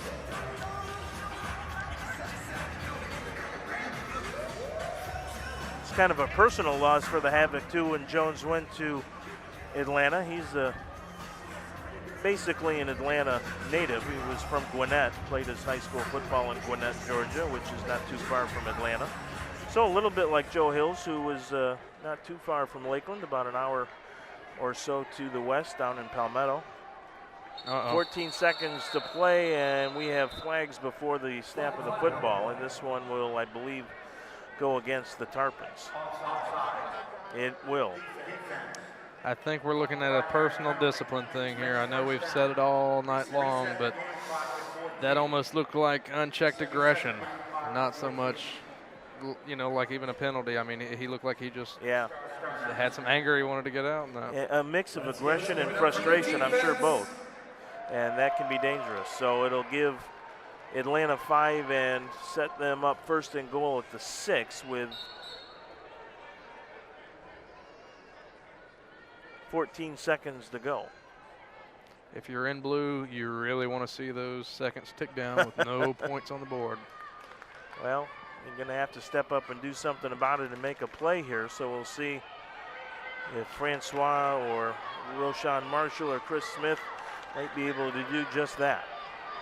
3 receivers to the right. They'll give it to the big fullback, and stepping up and making the play for the Tarpons is Desmond Caffey, defensive lineman out of Memphis. He was just swallowed as soon as he took the ball, and that's the aggressive nature that I've been seeing out of this Florida line. And time is off the clock, but they will put 2 seconds on the clock, so that'll give the Havoc one more opportunity. No gain on the play, maybe even a loss of a yard. Well, they need all the help they can get. That's a big play by Caffey. Let's see if someone on the defense can step up and make one more positive play here and kind of keep the Havoc within their sights. definitely going to have to see some more fireworks offensively in the second half, but from a defensive standpoint, perhaps a confidence builder here if they can make a late stop, as Richmond did last week against Florida.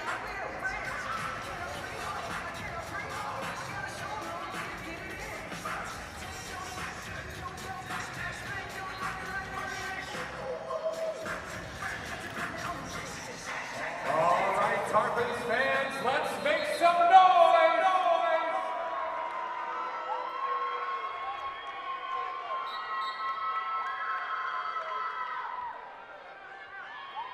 So one last crack at it here for the Havoc. Chappelle will take a straight drop, looks, fires, incomplete. The pass was intended for Lewis down at the goal line, and it was not one of Chappelle's better balls. It was behind Lewis, and he reached to try and perhaps knock it up in the air and make a circus catch, but it did not come to be, as Tyrell Lewis and Chappelle will talk it over as they head to the locker room. But if you're an Atlanta Havoc fan or an Atlanta Havoc player, your smiles are still pretty broad, as the undefeated Havoc lead the winless Tarpons by a score of 21-3 here at intermission. We'll be back to talk a little bit more about the American Arena League and these two teams, recap the first half as well as part of the I1 TV halftime extravaganza. We are at halftime here at the RP Funding Center in Lakeland, Florida. The score, the Atlanta Havoc 21 and the Florida Tarpons 3. We'll be back in just a moment.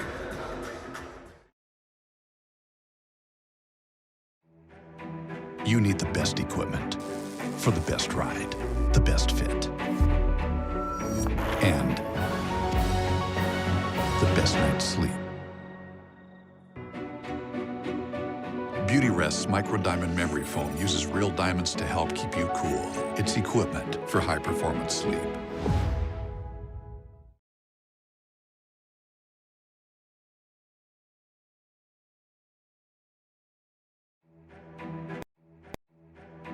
You need the best equipment for the best ride, the best fit, and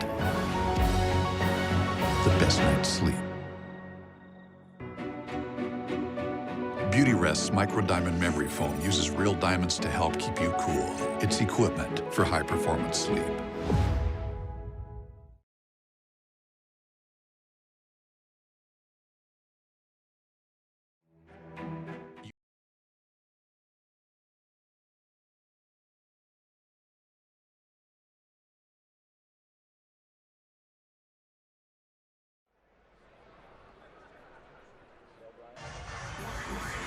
Back here at the RP Funding Center, and we welcome you into the I1 TV halftime report as the Florida Tarpons hosting tonight the Atlanta Havoc, and it's been mostly Atlanta who came in at 4-0,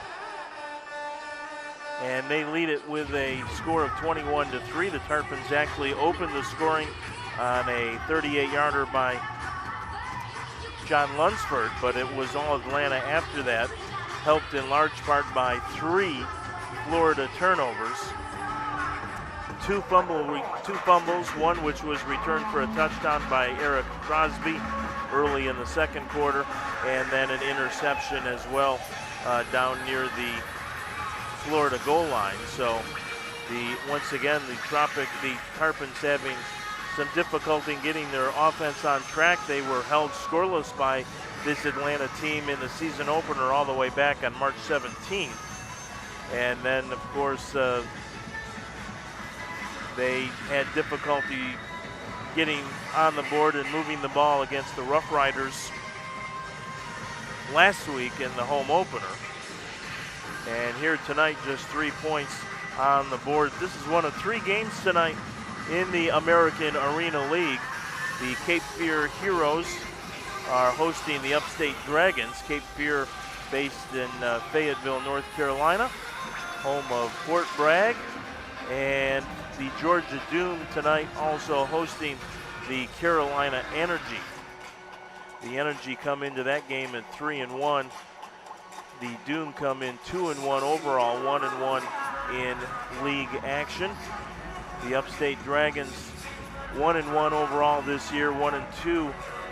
Check that, 1-2 overall, 1-1 in league play, and Cape Fear 1-2 both in league play and overall. The difference being there are 3 teams: the Austin Wild, the New England Cavalry, and the Savannah Outlaws, who are all affiliate members this year. So while teams in the AAL will play against those 3, they don't count, those results don't count in the official league standings. So that's why each team has both an overall record and a league record. Now the Richmond Rough Riders, all 4 of their games, including that win last week here against Florida, have been against league foes. So they are atop the American Arena League standings at 4-0. A couple other teams of note off to good starts. We mentioned the Carolina Energy at 3-1. The Rochester Kings also off to a 3-1 start. Teams like the Tarpons, who have struggled out of the gate, the Triangle Torch, who will be here on May 12th, 0-2. As we mentioned, the Austin Wild, they're actually 3-1 overall, but just 1-1 against the league competition. And couple other teams off to 0-3 starts. The High Country Grizzlies, the team that Florida was supposed to play back on March 24th and got snowed out. They are winless on the season so far, as are the Peach State Cats, who play their home games in Dalton, Georgia.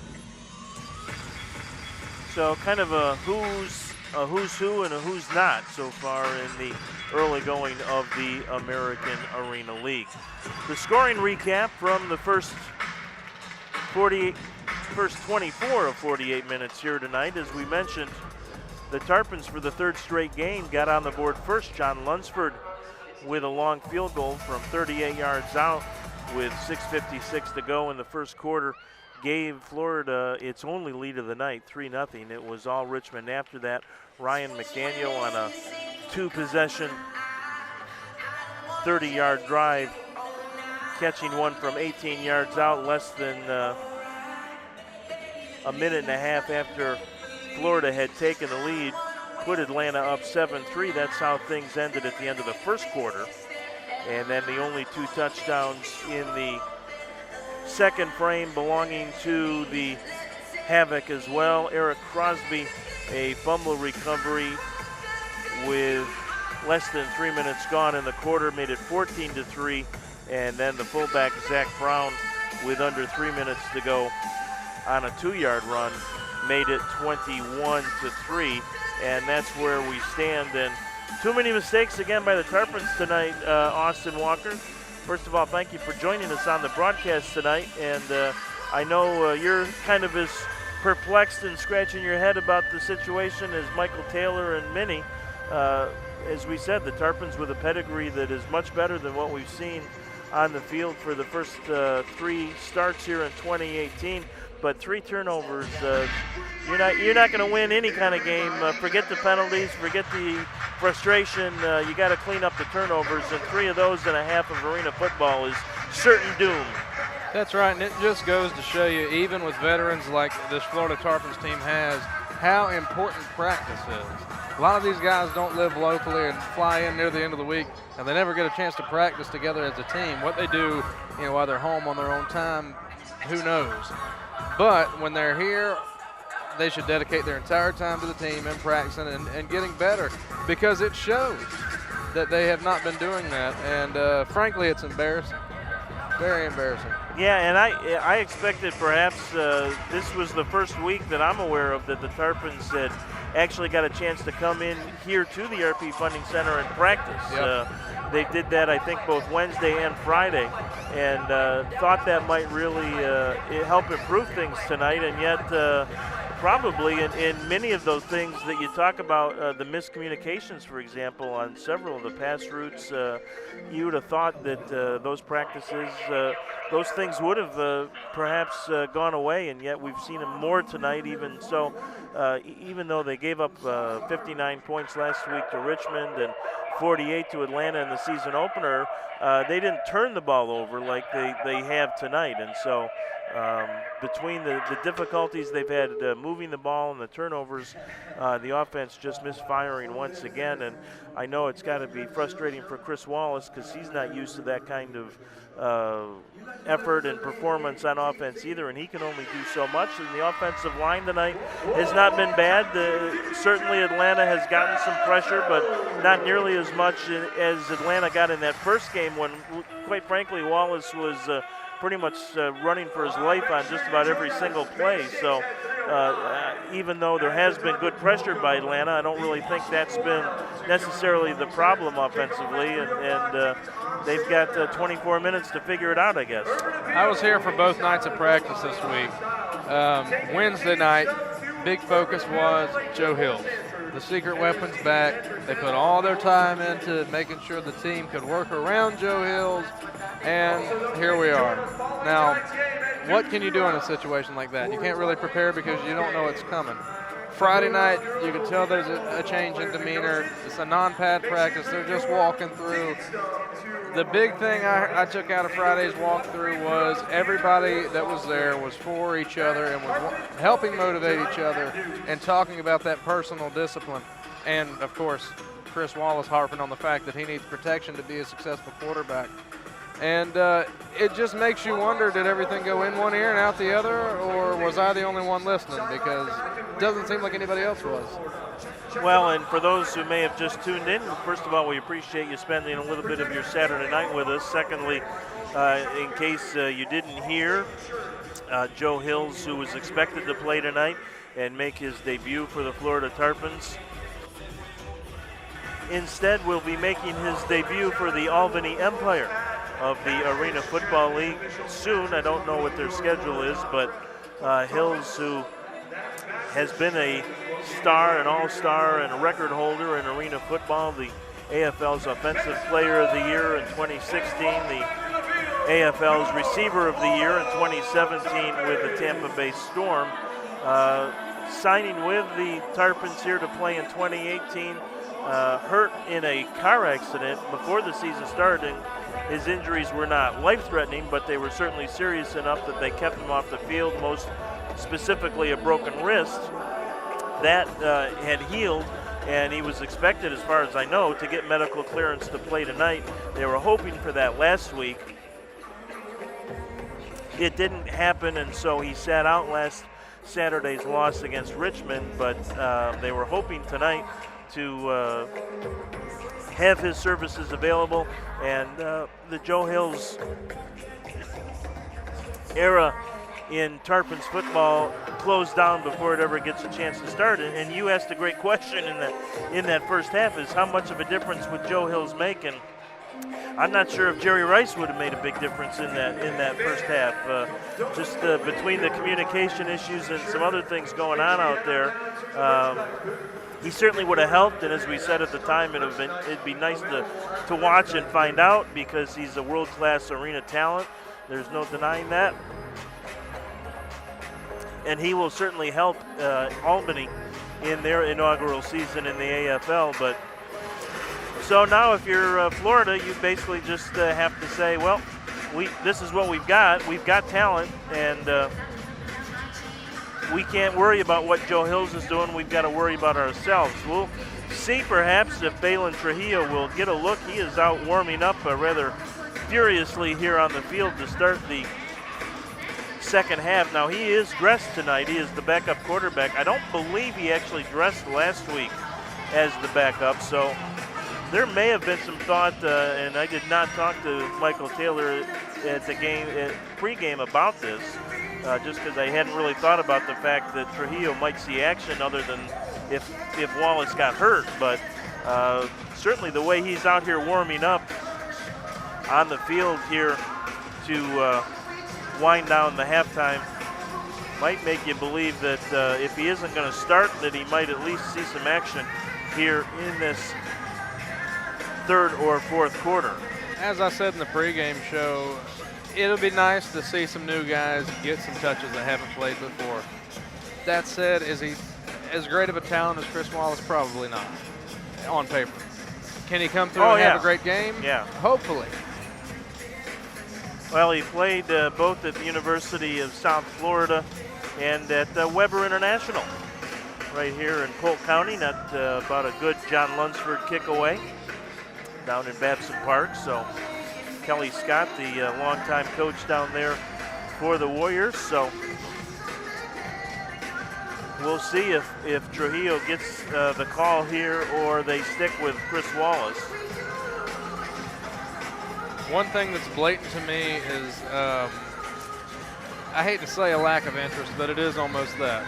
The Tarpons exited the locker rooms, come back on the field, and every one of them moping, just like last week. And Chris Wallace said it himself yesterday in the walkthrough. It affects everybody. When one person gets down, everybody gets down. It's plain to see on this sideline right now.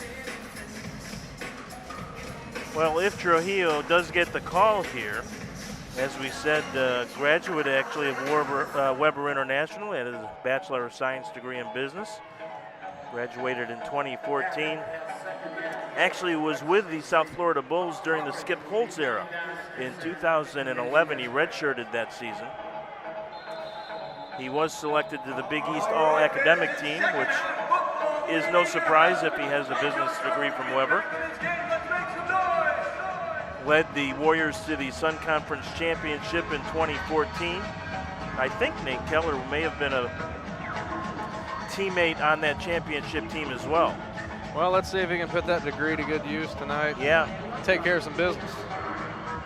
He has some action in arena football. Played a couple of games with the Central Florida Jags in 2016. Had 5 touchdown passes and 1 rushing touchdown. So we do think it'll be Trujillo getting the call. It'll be interesting to see. I mean, in practice does not show that much promise, if I'm just being honest. But when game time comes, you never know who shows up.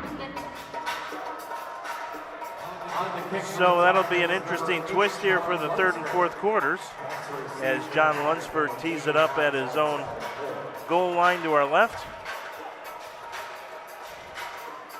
21-3 Atlanta as we start the third quarter.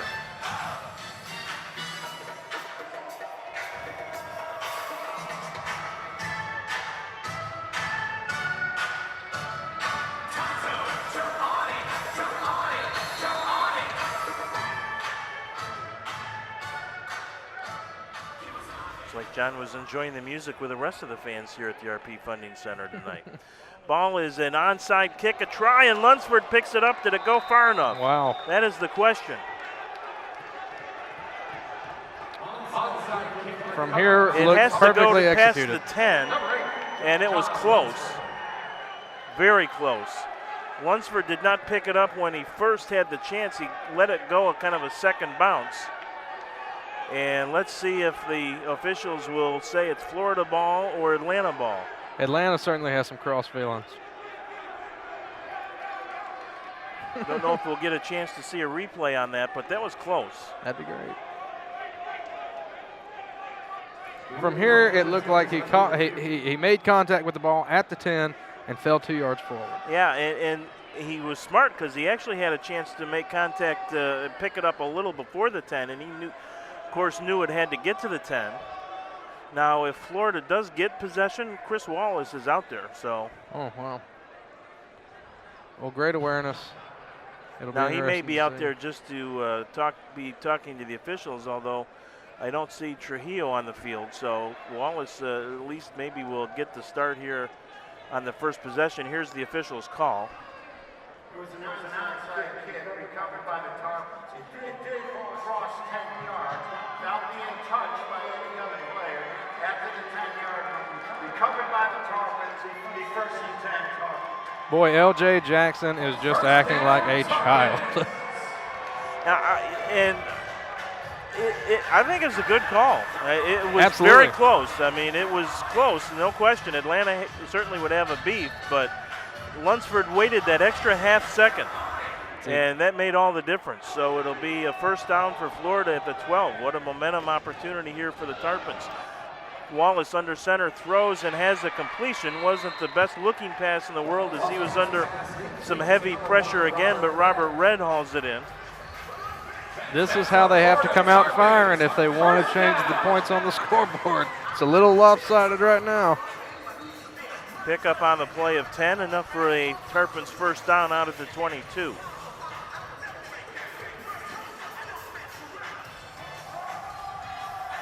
So Trujillo was out there furiously warming up before the start of the third quarter, but so far it is Wallace getting the call. Wallace looks to the near sideline, and let's see if it's a completion, and they will mark it complete in Atlanta territory at the Havoc 22. Josh Banks on the reception. Strong start, but over the course of this night, this is the point where the Tarpons tend to throw the ball away, personal fouls, anything that they can do to get the ball out of their hands. So keep a close eye on this. So funny to see Reggie Ellis next to all these huge guys. He's basically the mayor of Lakeland, very popular guy. Wallace straight drop, flag down, looks deep in the end zone, looking for Ellis, and it's overthrown. Oh, man. Ellis, one of the Lakeland natives on the team, went to Allen University. Tyrell Lewis over the wall, comes back over with ease. Looks like he took out somebody's box. We'll see what the call is.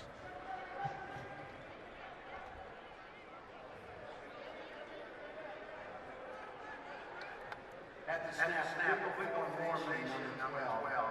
The 5-yard penalty, still second. Off. So DeVoe apparently lining up incorrectly, and that will step it back to the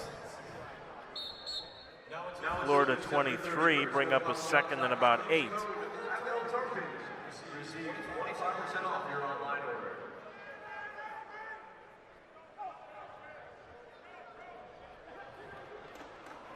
Red, the motion man, throw to the near sideline, and it's a completion to DeVoe, and he is down to the Atlanta 19. Short of a first down, but it'll bring up a very manageable third and about 2.5. Whatever words were said in the locker room at halftime must have been the right ones to light a fire under these guys' rear ends. They do look a little more spirited than we saw at times in the first two quarters. They worried me walking out of the tunnel, dragging their knuckles and kind of having their chin down, but maybe it was a clever guys. Who knows? Marv Levy had a great quote about having matches. Motion again. And we'll see if Lakeland moved early or I would have said Atlanta. Atlanta, yeah, it'll be against the Tarpons. You know, you hear that in sports a lot. You see a trade of two guys maybe that aren't playing so well for somebody, and the hope is they, play better at their new team, and the expression is, somebody can light a fire under them at their new team. And Marv Levy used to say about that all the time, well, don't you think the other guy had matches too? So, you never know. So, third and about 7 from the 25, right at the midfield line. Wallace will direct traffic. It is DeVoe, and now Wallace will have to spend a timeout, and that is a precious commodity when you're trailing in the second half. But the first priority is A, keeping possession, and B, trying to take advantage of that onside kick recovery. One thing about Chris Wallace's veteran status is he gets frustrated very easily, especially with some of the newer guys. If the route's a little off, for instance, him having to spend this timeout, it really gets under his skin, and that's the type of thing that seems to hold him back. I look for him to push past those sort of things. Being the veteran, he's kind of got to keep his chin up more so than everybody else, and use the moment to teach, but at the same time, remember that the core of the thing here is we got to get over this first down line. Yeah, when you're the general by nickname, the field general by definition is the quarterback and the guy that everyone looks to, that's exactly right. And he's got a fiery, competitive nature, always has. Great guy off the field, but you get him out between the hash marks, and his competitive nature is stoked to the top of the charts, to be sure. So 3rd and about 7. Wallace will look. He'll fire to the end zone, has a man open, and Ellis couldn't quite run underneath it.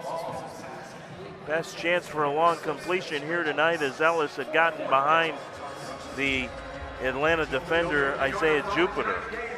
We spoke earlier about the lack of those deep balls, and right there was the perfect opportunity for one to come down with a great long reception for a touchdown. Reggie Ellis, again, just a small guy, a guy with a little bit taller with a little more reach. Who knows? As I said, they officially have him listed at 5'10", but that would be generous, I believe. I think so. I'm 5'8", and I see about that with him. Wallace under pressure on 4th down. He scrambles, gets across the 25, and will be short of the first down marker. And shaken up on the play is Tyrell Lewis, number 5.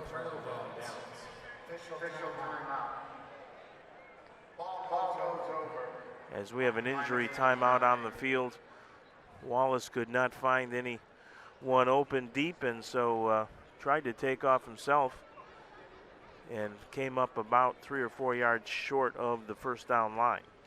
Tyrell's had a physical night. As I just mentioned, he was flipping over the wall just to go after that last pass, and you know, you hate to see these guys go down like that. Everybody's being very respectful, though, taking a knee, and that's what you do in these types of situations. 6'1" defensive back out of Weber State. It's pronounced Weber, right, or is it Weber? I think it's Weber. You know, I don't know. I think it's Weber State. It's Weber International, 2 Bs. 1 B, I think it's Weber State. But, yeah, a lot of concern for Lewis on the field at the moment. It was quite a collision between he and Wallace.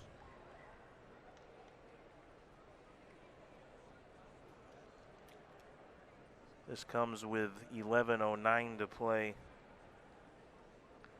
in the 3rd quarter.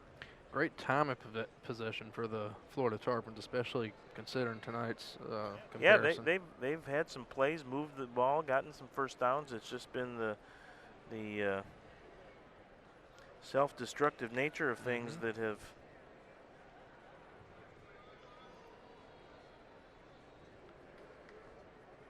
stopped them cold. And Tyrell seems to be moving and functioning, so we'll be back to playing ball here any second, Brian.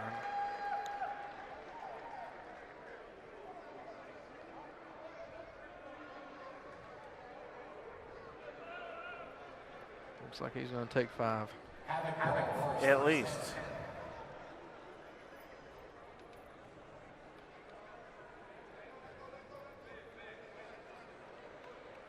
I am anxious to see how this defense comes out in the second half. Well, we thought we'd get a chance to see him earlier, but the onside kick recovery kept the defense on the bench, but the offense unable to keep the drive alive with 10:57 to play, 3rd quarter. Chappelle with a drop. Looks for McDaniel and overthrows the intended target down at the Florida 15. Another missed interception. They keep blowing these turnover opportunities for themselves, and again, it's easy for me to say, being the guy standing up here watching it all, but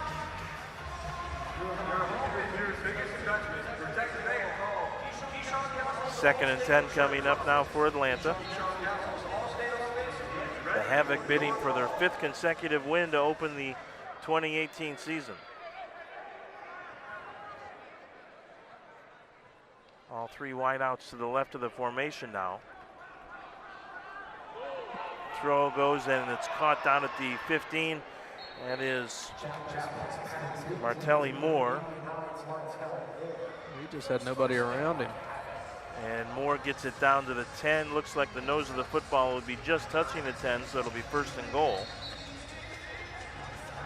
And you've seen that a lot in the first 3 games too. The defensive backs really a lot of cushion on a lot of the Atlanta and Richmond receivers. This is the 2nd time in 3 games now that the Havoc and Tarpons have matched up. Keep an eye on McDaniel down at this end of the field. He's going to be the motion man there, but we have whistles and not sure what the discussion is about here, perhaps whether or not they can get a first down. That doesn't look like it, but they're going to keep the ball spotted right with the point of the football, I think, at the 10. I'm surprised to see so much cushion between the defensive backs in these short yardage situations, just because you've got a guy down there like Randall Burton who's so physical, and like I said the other night at practice, kept up par for par with Joe Hills. Batted as many passes away as Joe caught. Right. So it's a little disappointing. You want to see them be a little more aggressive like their D-line has been for the most part, especially matched up against some of these receivers that are about the same size, if not smaller. And again a whistle. And again, I'm not really sure what's going on. Aha. That was a media timeout. That's us. We needed that. Yes, we did. Comes with 8:48 to go in the third quarter, keeping an eye over on the Atlanta bench to make sure that Lewis is okay. But I think you're right, Austin. I think we'll see him back in action here when the Havoc go back on defense. He's another one of those veteran players that the Havoc have gone out and signed here for their inaugural season. We'll talk more about Lewis and the rest of the Havoc and Tarpons lineup in just a moment. We'll take a break. 8:48 to go, third quarter. It is Atlanta 21, Florida 3.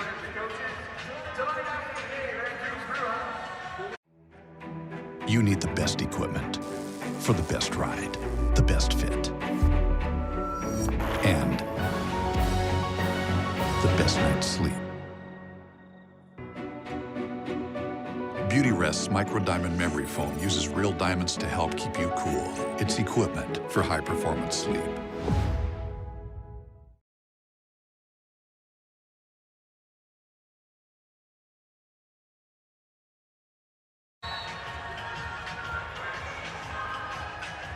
Clock rolling, 8:43 to play, third quarter.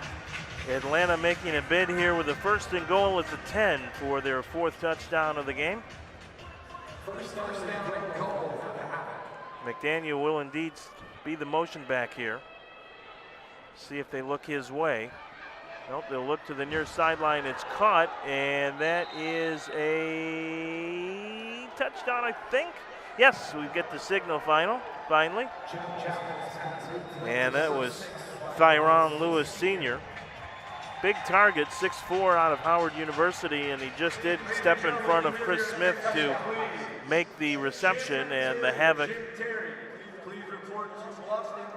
up to 27-3.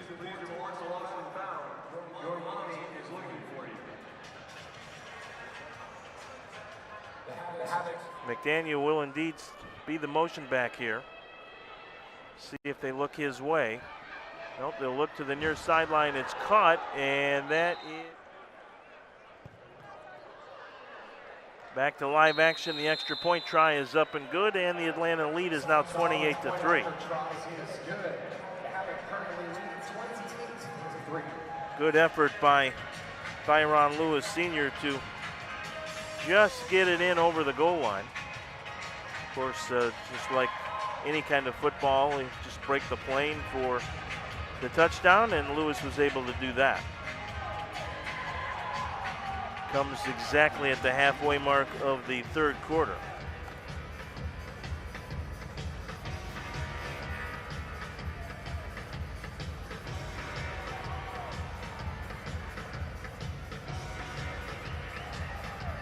It would be very arena football of Atlanta to attempt a onside kick right here. Back to receive for the Tarpons, number 6, Reggie Ellis. Well, what you certainly don't want to do is give Florida any kind of opening here to turn the momentum. Though they can afford it. Right? You would think. Trujillo out there on the special teams. Yeah, I noticed him out there earlier. I guess they're just But going to I don't think he was warming up in between the halves to be out there on special teams. He was out there throwing to the wide receivers at a pretty good clip. So I'd like to see him take a couple of yeah, snaps. it might not be a bad idea at some point. See if there's any option there to spark the offense.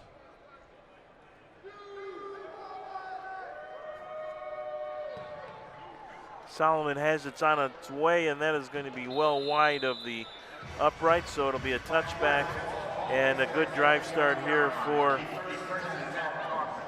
the Tarpons at their 20-yard line. Wallace will head back onto the floor here. At what point do you decide to try somebody else if you're the one making the call? Yeah, I mean, probably a couple of drives later in the fourth quarter, maybe. I mean, obviously they know Trujillo a little bit. They know what they think he can do and can't do, but it's a completely different thing to do it in practice and to do it under game pressure. And if I'm him, I'm a little offended. Let me just say that. I'm sure Kelly Scott down at Weber made him a tremendous team player, so he's there to do whatever the coach thinks is the right thing to do. Here's a little shot put pass down to John Banks inside the Atlanta 20 at the 18, maybe the 17.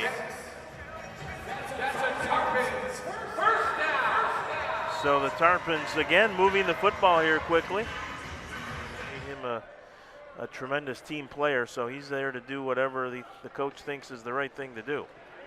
Here's a little shot put pass down to John Banks. Hilton will be the motion man, Banks wide left. Wallace looks to the near boards. Red has a completion, heads to the middle of the field. It's a first down. Down at the 13, and correction, it'll be second down. The pass completion to Banks before that was enough for a Florida first down. So it'll be second and about 5 here after the completion to Red. You talk about must-have scoring drives earlier. Yeah. This is one of them. With a capital M-U-S-T. Mm-hmm. Or it's going to get M-U-S-T-Y in here pretty quick. Wallace sending Red in motion. Looks that way, and Red fell right at the goal line. And as you said, that's another one of those plays that kind of summarizes the Tarpons here over the first 3 games.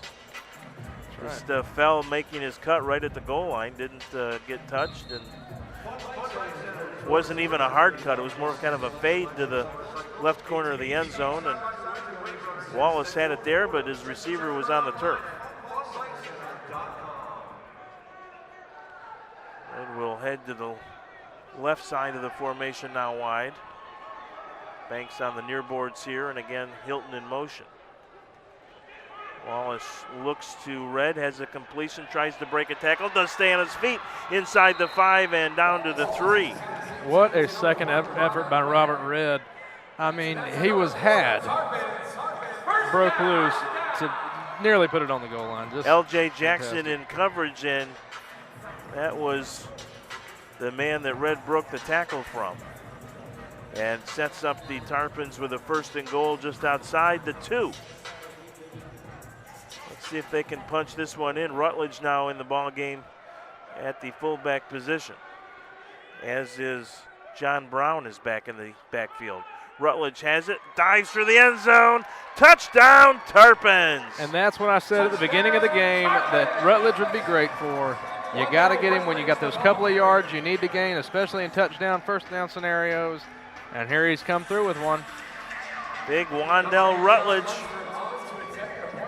Thanks for the credibility, Wandell.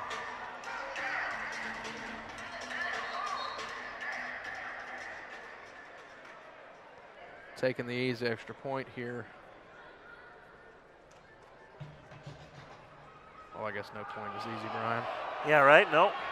You're right. Nothing's ever easy. Lunsford has it. He's going to throw to the end zone. It's picked off. Oh, God. And this can be returned, and it will be. And it'll be a... Yikes. Return of the extra point for Atlanta. Well, even when things go right, they go wrong. Willie Nelson had a song that was very fitting for moments like this. Turn out the lights, the party's over. I thought maybe it was going to be Mama Don't Let Your Babies Grow Up to Be Havoc. Yeah, right? No, or Tarpons. Or Tarpons, right. Yeah, tonight at least. I believe it was Jackson on the return, was it not? Well, not sure. Yeah, they did correct the score. It's a 2-point return. Game at the fullback position, as is John Brown is back in the backfield. Rutledge has it, dives for the end zone, touchdown in the third. As we take a look at Rutledge's 2-yard plunge, it's 30-9. Ball game at the fullback position, as is John Brown is back in the backfield. Rutledge has it, dives for the end zone, touchdown. So an offensive touchdown for the Tarpons, their first of the night, comes with just over 3 minutes to go in the third quarter.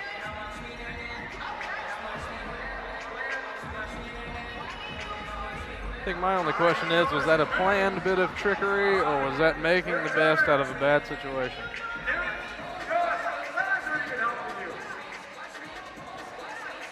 If it was the former, then they deserve Academy Awards.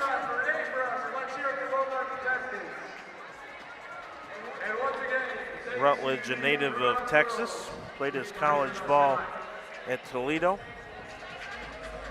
A lot of Toledo guys on the field. I was going to say, that's where Chris Wallace cut his teeth.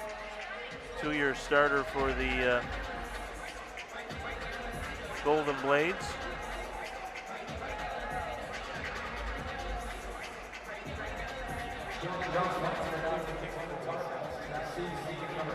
Now, you never attempt an onside kick again if you're the Florida Tarpons, right? Because once you get it right the first time, you just take that. And it's like winning in Vegas. You got to leave while you're up. You're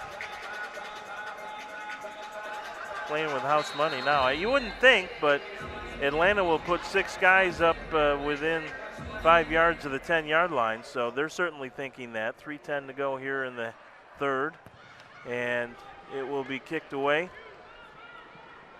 A little bobble down at the 5-yard line, and under tackle at the 10, maybe the 11. A lot of after-play banter down there from Keith DeVoe. Goes right back to that personal discipline thing we were talking about. Don't cost yourself yards for no reason. You are down substantially right now. You've got no reason to talk mess to anybody. Rutledge also spending time with the Tampa Bay Storm.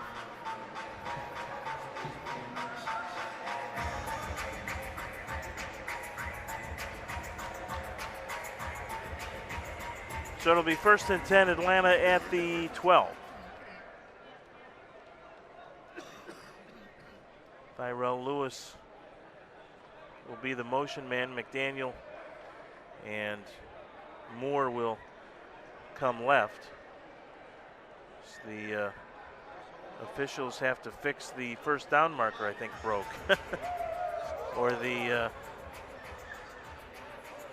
As you would expect in Lakeland, somebody's got some duct tape down there. There you go. Hey, Mike, our cameraman might be able to, he's got a roll of duct tape up here that would choke a rhinoceros.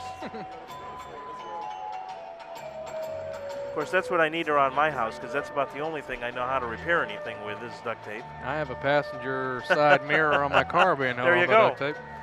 I'll tell you what's really good is that Gorilla Glue That's tape, what's too. That's what there it you is, go. actually. That, Yeah, I guess if we're going to be doing Plug-Ola, we might as well be doing the right company. See if we can get them as a sponsor here for the rest of the year. Yeah, maybe they can hold this season together. Yeah. Is your season falling apart? Try Gorilla Glue tape. Or either what's the tape that they put the boat together with and race it through the water, right? That one's a little too hard to believe for me. But Right. I will vouch for Gorilla Tape. So I guess what they're going to do is just have somebody hold the top of the marker. There you go. man-made marker. There you go. Well, whatever works, right? That's right. Clock's moving again inside 3 minutes to go. 30-9 Tarpons. Yeah, I wish. 30-9 Havoc. Chappelle with a throw, pressured by, and there's an interception. And it is a pick six. Wow, for Randall Burton. Boy, and a big assist to Xavier Melton, who had the pressure. Is that the type of excitement you need to generate here tonight, or what? I said it once and I'll say it again. Randall Burton is a force to be reckoned with when he's putting pressure on the quarterback.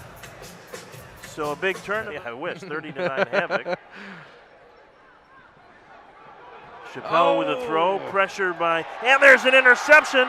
And it is a pick. Lakeland played, I believe, at George Jenkins High School here in Polk County. And he is a big dude. He is, and a nice guy as well. And he was the one that was putting the pressure on Chappelle and made him unload it, not really the way or at the point at which he wanted to get rid of it. Yeah, just out of plain fear he got rid of it, it seemed.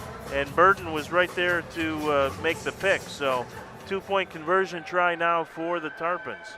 Wallace, fake to the right, looks left, still looks, fires, and it's broken up.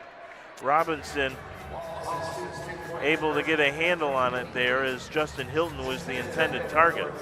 So with 1:38 to go in the third, that'll keep the score Atlanta 30 and Florida 15, but at least a little life, a little spark here for the Tarpons as they come out and get a couple of touchdowns on the board here in the third quarter. Well, if I can play Captain Obvious for a moment, that helps versus an interception or giving the ball away again.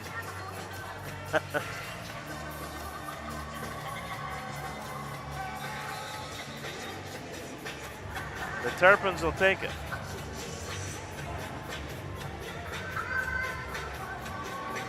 Native of Huntsville, Alabama is Burton. Played his college ball at Kentucky. A couple of seasons with the Tampa Bay Storm. Also played with the Spokane Empire. Back to receive for the Havoc, number 89, Martell Moore. One special thanks goes out to our good friends, Breathing Security Services, the official security company of your Florida. And he was definitely in the right spot at the right time, thanks in large part to Xavier Melton. So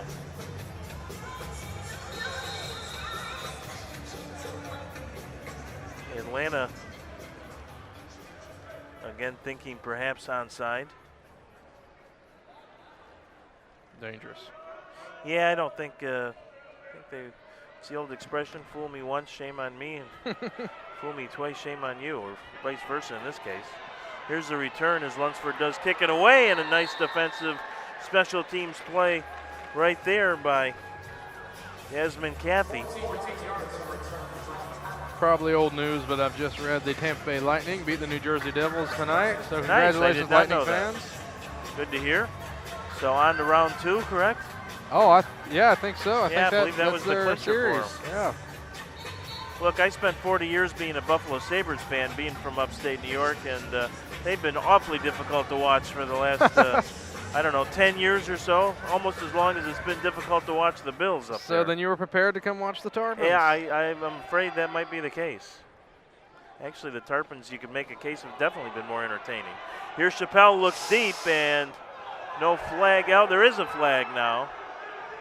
Well, Ryan McDaniel really milked the ref for that one, which maybe it was deserved, but he also gave up on the play halfway through, so he could have had 6 out of it. Maurice Francois on the coverage, and they will, I believe, call this defensive pass interference, although the officials will talk it over here. And they're going to actually call it holding, not...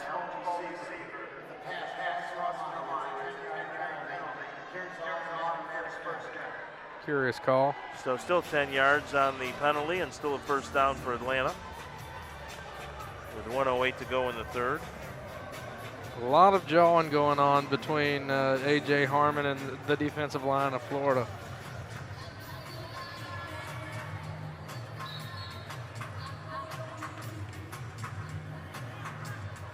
Well, certainly more life than we've seen from the Tarpons in a while here in this third quarter, and that's certainly good news. McDaniel again, the man in motion.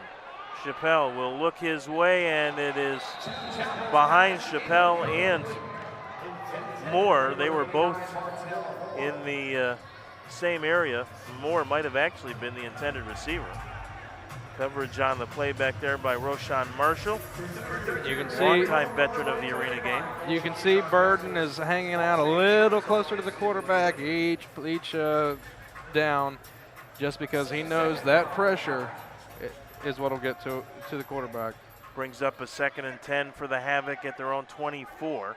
19 seconds to play, third quarter, clock running, so this may be the final play of the third. Handoff goes to the fullback, and he's rumbling, bumbling, and stumbling down inside the 10, still on his feet, and down at the 5-yard line is Zach Brown. Just a lacking effort by tackling. I mean, you've got to wrap up when you tackle somebody, and they didn't do it there. Roshan Marshall was the guy who finally kind of knocked him off his feet down at about the 10, and he still was able to kind of spin and keep his balance all the way down to the 5. So the Havoc will start the fourth quarter with a 1st and goal at their own 5-yard line. If you're Florida, you have got to make a stop here. The quarter started with the Florida onside kick recovery, and if you recall, they didn't really do anything with it. They wasted that opportunity. Atlanta came back at the midway mark of the third quarter on the 10-yard touchdown pass to Thyron Lewis. But then the Tarpons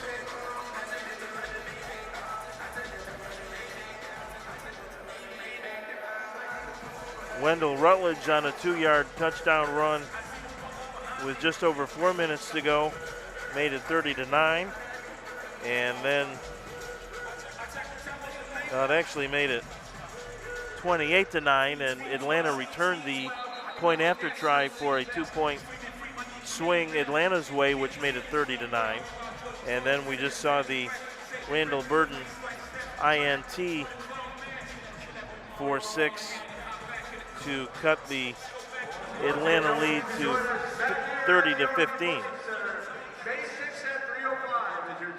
And the Havoc with an opportunity to extend that with a 1st and goal at the 3-yard line now. That's the Tarpons and the Wild. May 6, 305 right here. Little Sweet Home Alabama over the amplifiers. Maybe this is a call to Burden. We'll see. As we said, whatever works. Maybe not if he's not out there. Chappelle looks, and he'll throw it about halfway to Kathleen.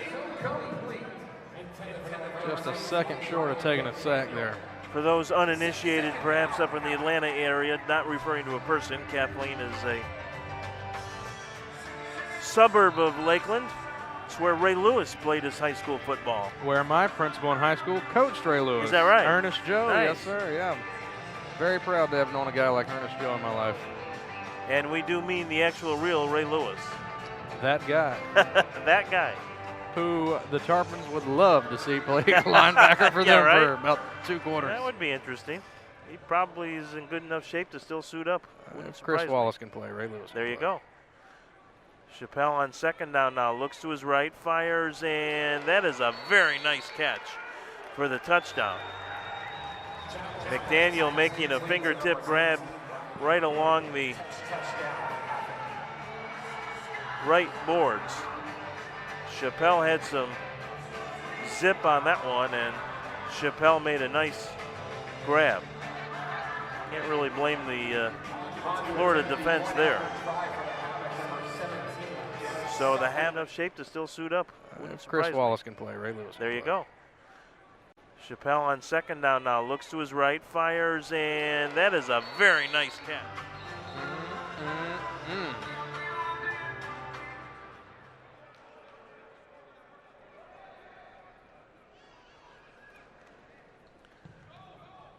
for Chappelle, his 3rd touchdown throw of the night, 2nd to McDaniel. And Solomon drives the extra point through, and it's 37-15 with 12:50 left to play. So unless the Tarpons find something spectacular here over the final 12:50, they will fall to 0-3, and Atlanta will improve to 5-0. Well, you know they say it's not over till it's over. But be a strong case for the Florida Tarpons to make to pull a W out tonight. You're right about the fact that points can come pretty fast and furious in this game, but it would be quite a stretch to think at this point the Tarpons would have it in them to erase a 22-point deficit with 12:50 to play, but hey, you never know. That's what they used to say about the New York State Lottery. Hey, you never know. You never know.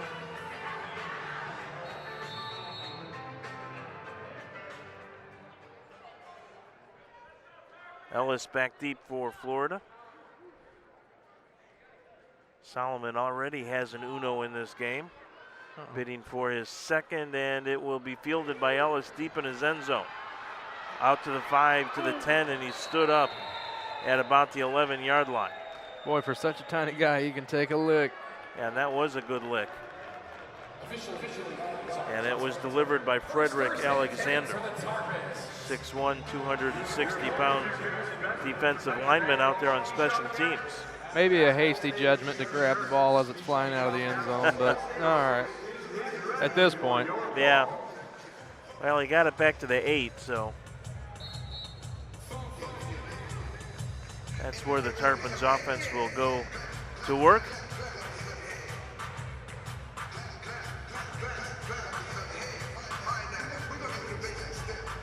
Wallace still in there, a quarterback. And you can respect that after a couple of touchdowns in the 3rd quarter. Of course, one of them came on the interception. Here's the long throw, and that is knocked away on a good defensive play by, I believe that was Michelle Robinson down there, pair of number 1s. Robert Redd, the intended receiver, and Robinson may have been shaken up on the play. But Wallace, that was kind of a wounded duck as well.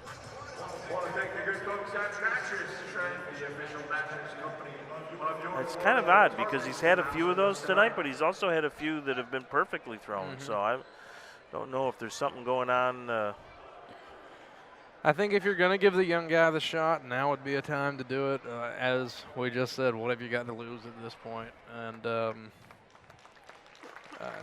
yeah, if they don't come up with points on this possession, I think you could make a pretty good case for taking a look at Trujillo over the last 6 or 7 minutes. Maybe you get him a couple of possessions.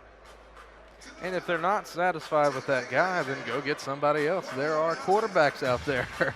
Yeah, I mean, you look at the Arena League and the fact that, you know, hey, Richmond, who came in here last week, just signed the Cleveland Gladiators quarterback literally off the street the week before they came down here to play the Tarpons, and he was terrific. So, yeah, they're, you know, nobody likes to see the demise of arena football and what's happened in the Arena Football League, but what it's meant is there are a lot of good players out there. And I understand there's a certain element of loyalty to yeah. the whole Oh, yeah, whole for thing, sure, and, for sure. And that, keep these guys around the program, you know, have them coach up the younger guys, especially in a season like this where you're probably not going to win the big daddy. Yeah. Wallace will again throw, and it's a completion at the 20. That is DeVoe across the 25 and into Atlanta territory, under tackled finally at about the 23. Thought that ball was going to pop out for about a half a second, and wouldn't have been real surprised, but would have been real disappointed.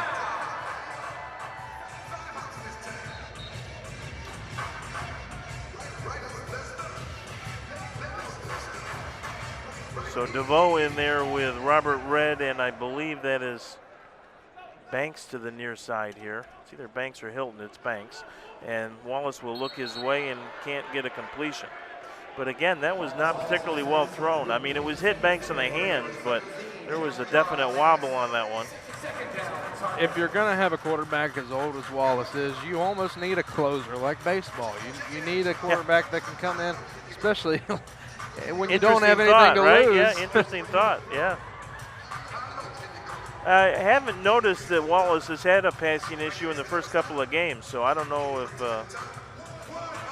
maybe something happened in practice this week that's something physical involved, but he's had a few of those tonight that have not been the tight kind of spiral passes that you come to expect. Wallace under pressure, rolls to his right, throws to the end zone, and again just overthrows Ellis.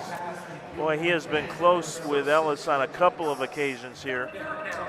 It just makes you wonder if he had about a half an inch more reach, would he be able to pull that down? Good idea, and Ellis just not able to climb the ladder either times when he's been open. 9:57 clock moving, so inside 10 minutes to go. This time Ellis will line up in the slot to the left. Red will be the motion man wide left. Wallace steps up, has time, looks down for Red, and it's broken up, and we've got a flag. The flag yardage will be nice, but Wallace had a clear lane right in front of him. And this will be obviously against Atlanta. The Havoc not thinking that there was really a foul on the play. In fact, Robinson will walk all the way out to midfield with his hands behind. In the slot to the left. Red will be the motion man wide left. Wallace steps up, has time, looks down for Red, and it's broken up, and a personal foul, I'm sure.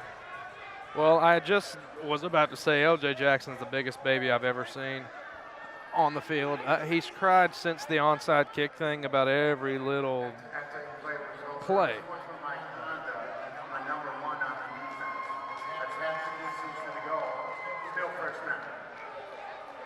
So Robinson not only guilty of the foul and infraction on the pass play, follows it up with a personal foul, and that will give Florida a 1st and goal with 9:34 to play here in the game, trailing 37-15. Did you hear that?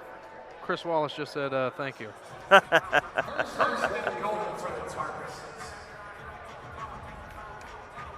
Take him however you can get him. So it is 1st and goal at the 7. Quick strike here would bring the Tarpons within a couple of possessions. So not over yet. Defense is going to have to come up and make a big play or two like they have already in the 3rd quarter. DeVoe is the motion man. Throw is in the corner to Ellis. He goes over the sideboards. Did he make the grab? He did! Wow. Touchdown, Wow. Tarpons! And what a grab! Wow. As hard as he hit that wall, I thought no chance did he keep that ball in his hands. I mean, he was 3/4 of the way over the wall by the time the ball got there, and he was still able to hang on. Wow. Tremendous catch by Robert Ellis. Check the blue hairs down front and make sure they're all right. That's the catch of the year right there for the Florida Tarpons. So Lunsford on for the extra point. Ball down kick is on the way, and the kick is through. The point after try is good.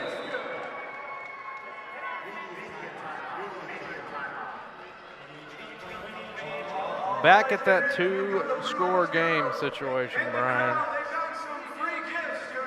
Now, we said how quickly they can score, but can they fend off a score? Well, let's see if the defense can force a quick turnover or make a big play or two like they have already in the 3rd quarter. DeVoe is the motion man. Throw is in the corner to Ellis. He goes over the side. That's just incredible. When I watch it again and I see his little white shoe go over the wall, I was Yeah, like, no, there's the ball right there. Yeah, You I realize mean, it's that's his right. feet. I'm with you. I didn't think there was any chance in the world he would have held on. Oh, wow. Thank God for the good fans down front. Tremendous individual effort by Ellis. Make a big play or two like they have already in the 3rd quarter. DeVoe is the motion man. Throw is in the corner to Ellis. He goes over the side. 8:25 still to play.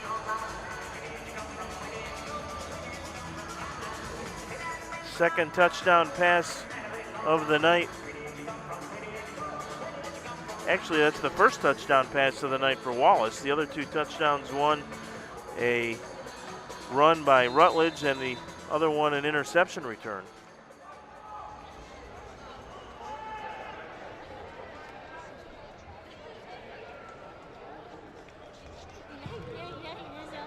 Worm burner by Lunsford this time, taken by Moore and under tackle in Florida territory. They'll spot him down at about the Tarpons 18. So good field position here for Atlanta on the return. Watching that play, Desmond Cathy misses a heck of a tackle. And I've seen that more this second half than I have in the last 3 games of these guys just not making an effort to wrap up. 2-hand touch isn't going to work in this league.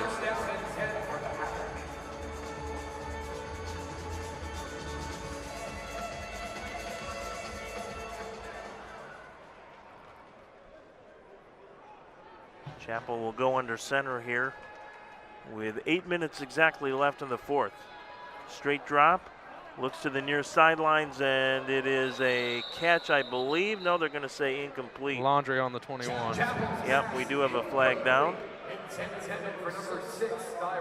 Thyron Lewis, senior, the intended receiver. Not sure what the infraction was all about. We'll see here. Flag on the play. Legal formation on the offense. No daylight on the running back and the lineman. Be a 5-yard penalty. Still first. So that'll cost the Havoc 5. Beep, beep, beep. They'll take it.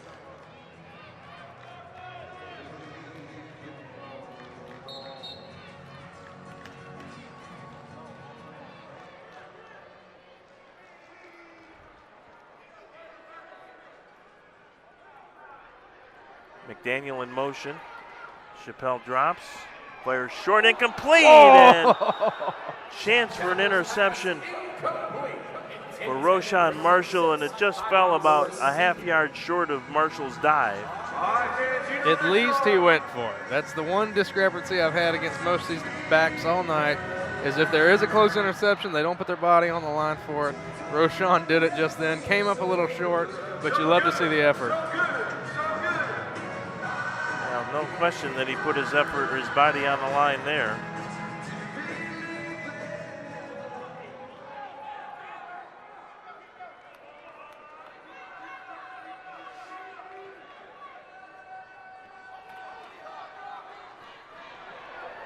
Pressure by the Tarpons.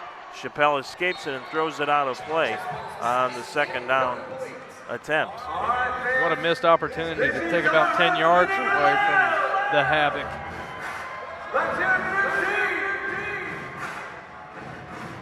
So it'll bring up a 3rd down.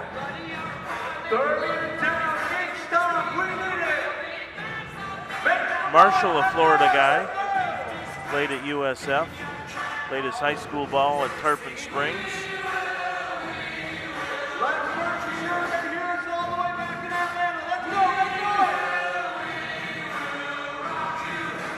Ended up transferring and playing collegiately at Central Missouri. Initially had committed to the USF Bulls. A little shovel pass, and that's dropped. Zach Brown, the fullback, the intended receiver. So now a 4th down here for the Havoc. 4th down. And if Florida has any chance of getting back in this one, they must have a stop here. I was going to say it, but I didn't want to be the one to jinx it. They do have to have a stop here. Yeah, you'd think, huh?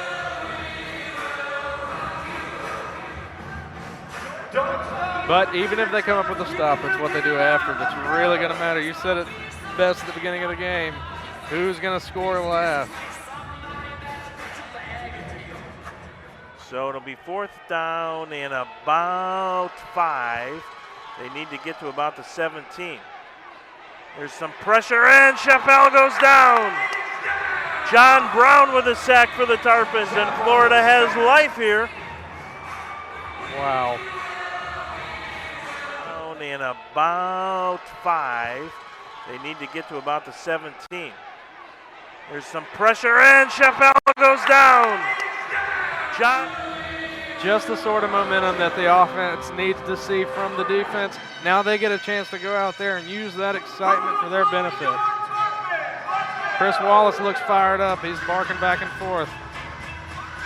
It's a big discussion on the field with the Atlanta coach, the officials. I'm not really sure what that's all about. Chris Wallace is saying, hey, it's our football, let's go. Can't blame him for that. And now a flag is thrown, and that may be against Wallace. Holy cow. I started to say I wish that Chris would just stay out of it, but it could be again. Who knows? Who knows? Maybe it's not. Well, I'm not sure what the discussion is to begin with. There was no flag on the play. It was 4th down. Brown obviously made the sack.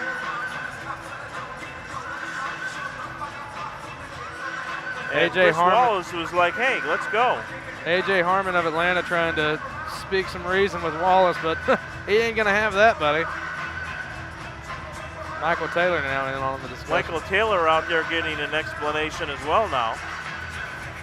No idea what the... maybe the refs will make sense of it. Yeah, let's hear what the officials have to say.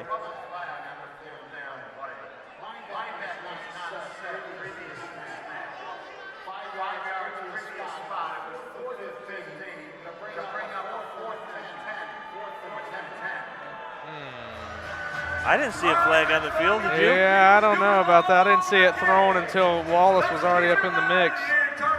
I'm not sure how that stands.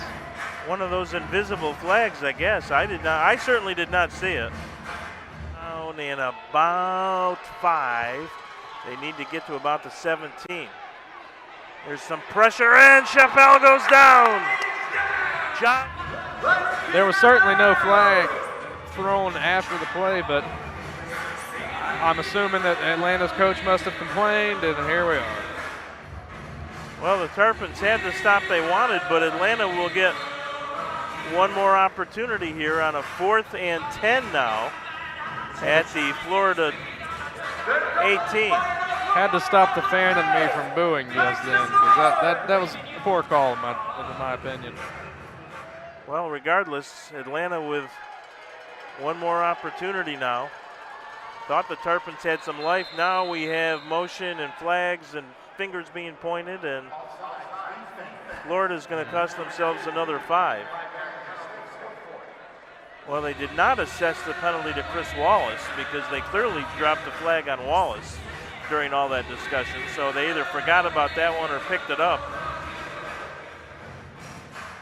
Well, I can understand Wallace's frustration there, because if I'm in his shoes and there's not a flag on the field, we're playing ball. Yeah. But I'm glad he saw how important it was to move on and just keep playing, because at least he didn't get himself penalized. And all this is eating more time off the clock. We'll be inside 4.5 minutes to play on the snap of the football. Chappelle has it. Looks, fires, has a man wide open, and it is caught. And that should be enough for a first down. It was bobbled by Lewis, but he was able to hang on. So Thyron Lewis Sr. with a big grab, and that will eat more time off the clock and give Atlanta a 1st and goal at the 7. They've gotten almost 2 minutes out of this whole deal.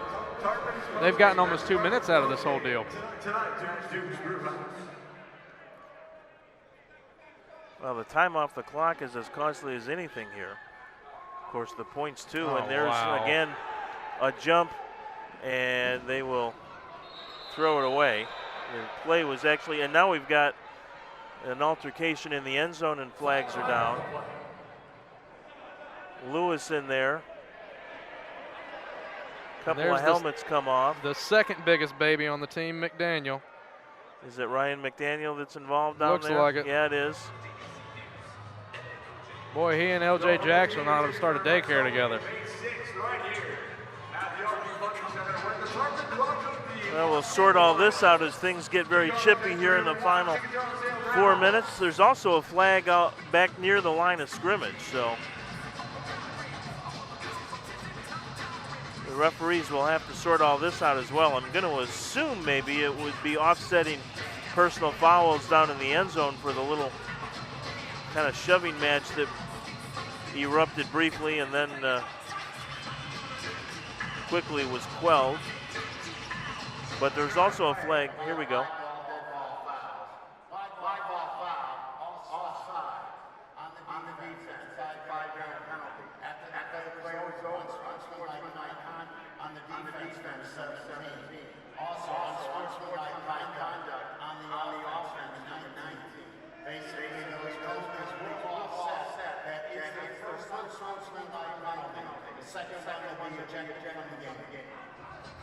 Well explained. So there you go. All the penalties basically offset, and we'll just run the down all over again. Well, fine, I guess, if you're going to twist my arm. Your home is your biggest investment. Protect today. Call Keyshawn Castle. All-state insurance. Keyshawn Castle's all-state office is ready for Ball will be at the 3-yard line. And the clock continues to move. 3:43, 3:42, 3:41. Atlanta in no particular hurry. Yeah, they've really gotten a heck of a lot of time out of this little. Yeah, that. All right, Tarpons fans, make some noise. Fourth down penalty came with more than 5 minutes still left to play that cost Florida the turnover on downs. And Chappelle will take a timeout here. Did not particularly like what he saw. And that will stop the clock. Oh, I guess he was watching the play clock. That had run down to near 0. So, as we said, the Havoc happy to run a little time, but not too much time, perhaps. 3:19 to go, 37-22. Florida with all but 3 of its points here in the second half.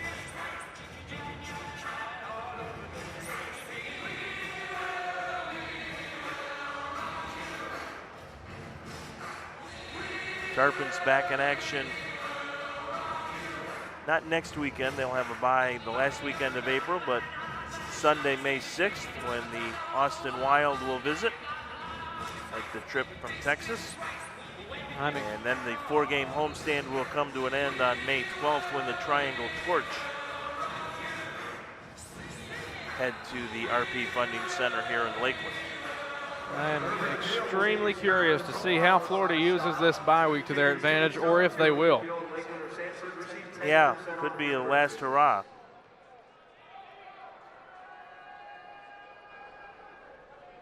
Zach Brown is the fullback. He will not look his way. Here's a throw, and that's got to be a flag, right? Almost caught with his head. Francois all over Moore down there, but no penalty on the play. I think Moore might have actually slipped a little too, so might have looked worse than it really was, as Francois was in pretty good coverage. Tight quarters when you're operating from the 3-yard line. All 3 receivers to the right of the formation now. McDaniel in motion. Chappelle will look, fire, and it is, oh, it's dropped. Wow, man. John Brown with a chance for an interception at the goal line. That might have been their last shot there. It's a defensive lineman's dream and turned into a nightmare. Clock still runs with 2:18 to play. The Havoc by 15 on the verge of improving to 5-0 in their expansion season. And the Florida Tarpons on the verge of falling to 0-3. Special thanks to our friends at Mattress Trend for their sponsorship of Florida Tarpons football. Mattress Trend right there on South Florida Avenue. It's not all about just a bed. It's a great night's sleep, and they can set you up and tell you how to get one as the Havoc walks in for a little insult to injury as Martelli Moore goes in from 3 yards out. And Atlanta's lead is now 43-22.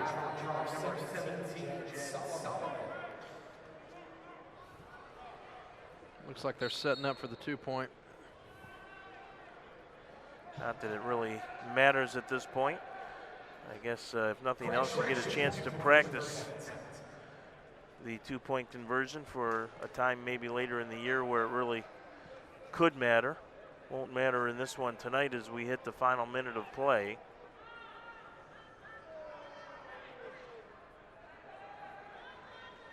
Looking Mcdaniel's way, and he was open, and it's incomplete as he goes over the end dasher boards. Make sure he's okay. That's always a concern when you see that happen. Haven't seen McDaniel pop up yet. They may have to go up and help him over. Tashori Henderson at 6'7", 350 pounds, having a little trouble getting over the end dasher boards to help his teammate. Well, if the Duke's Brewhouse girls don't get you over the wall, I don't know what will.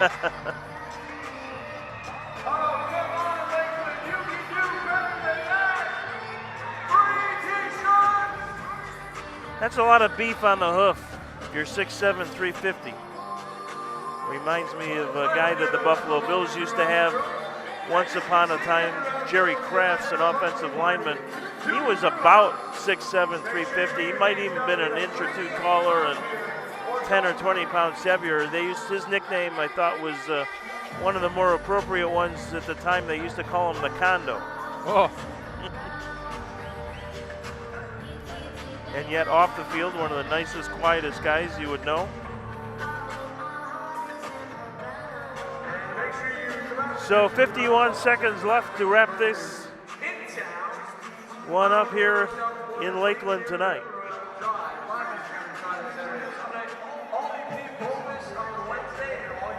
See if Solomon can rub a little more salt in here and go for another Uno. He has one tonight.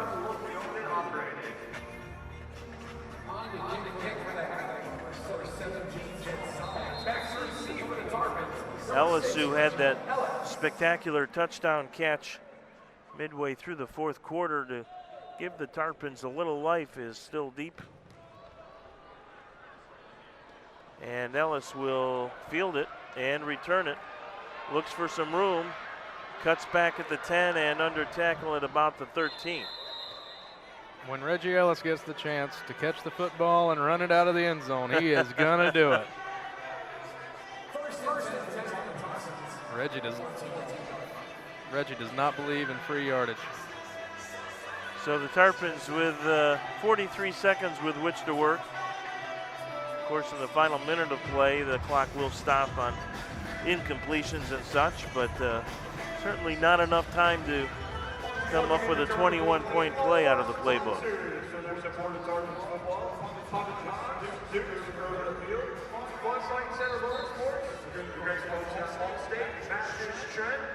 And Freedom Security Services. Thank you for supporting football in our community. Wallace has gone the distance, and he will throw well short of the intended receiver, Robert Red. He's in such a hurry to release. He doesn't give himself any time to scan the field. Not that it matters now. Well, we thought maybe we'd get a look at Balin Trujillo in the second half, but does not seem to be the case, as Wallace in there in the final minutes still. Just the one touchdown pass tonight. Gives him 5 on the season. Wallace will look for Banks, who makes a nice catch and holds on at the Atlanta 16. One of the Tarpons' better pass completions of the evening, as Wallace a little shaken up after the throw. A little slow to get to his feet, but he will jog back to the line of scrimmage here as the clock starts up.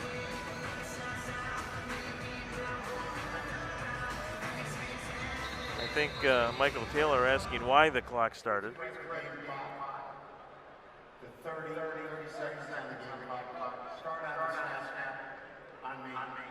And Michael Taylor actually won that argument. So the clock should not have started. despite him probably being the one most ready to go home in this arena.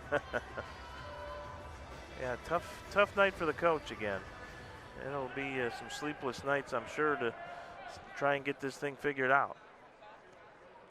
I don't know if the Tarpons have ever been 3 games under 500. Here's a throw and an interception. Atlanta going to almost run the clock out. It is Alex Coleman on the intercept, and he ran into one of his defensive mates down there. And pretty incredible interception. Yeah, it was actually Coleman and the injured player collided, and Coleman was able to hang on.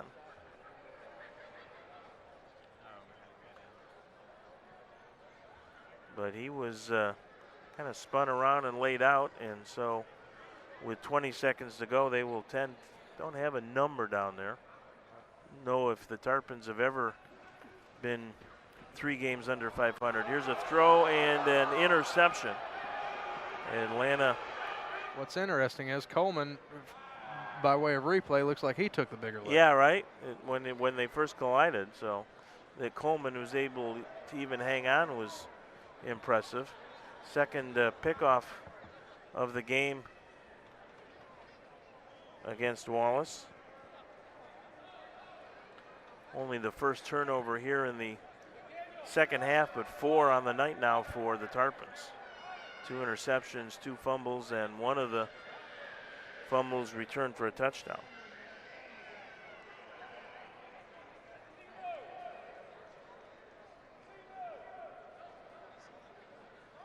A lot of concern down there for the Atlanta defensive back who was shaken up.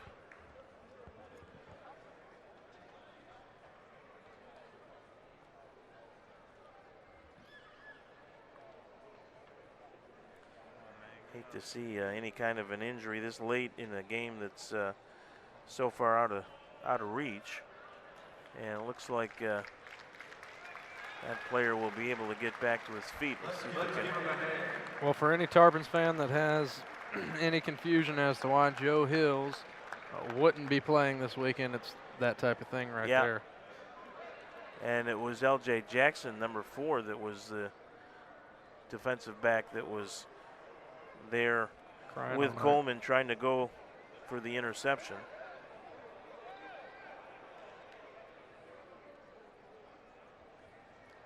As we said, the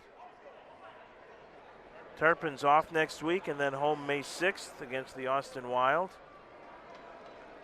Chance perhaps for the a lot of jawing happening on the field right now. Chance for the Tarpons to pick up their first win. If you're up in the Atlanta Buford area, can check out the Havoc in person, and they're worth checking out as they will take on the Savannah Outlaws on the 28th of April. I'm surprised at what I'm seeing on the Florida Tarpons sideline right now. A little bit of some smiles, some joviality, which what does that make me, a demon for thinking that they shouldn't be happy right now? But yeah, right. As a fan, or especially as a sponsor, I'm somebody that's very upset if you don't take your one job seriously. Yeah, a little razzle-dazzle by the Havoc, really wanting to put some insult to injury, I think, there, and that in and of itself is kind of a odd play to call up 20 plus points in the last 10 seconds of the game, and all it did was get one of your guys injured. Don't particularly like that move by Atlanta.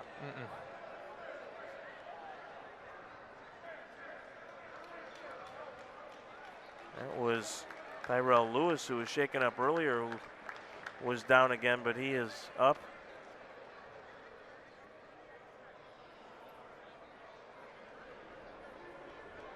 Actually, that was Tyron Lewis Sr., number 6, not number 5. So the Tarpons will take over on what ended up to be a fumble recovery. at their own 19 with 10 seconds to go.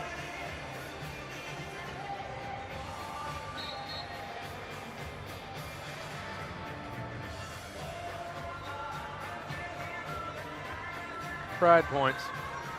But I got to tell you, if I'm Mike Taylor, Trujillo's in right now for Wallace. Just for practice, I would have him in. Wallace, straight drop, looks deep down the field, has a man. It's a completion to Red inside the 10, and the Tarpons will spend a timeout with 2 seconds to go to try and get one last touchdown on the board. Of course, the Atlanta defense playing pretty prevent at this point. One last gasp here for Florida. Also, just a reminder, fans, make sure to join us following tonight's game to get autographs and meet and greet here for the Tarpons players, coaches. I'll take place at Duke's Brewhouse, official post-game party here at the Tarpons.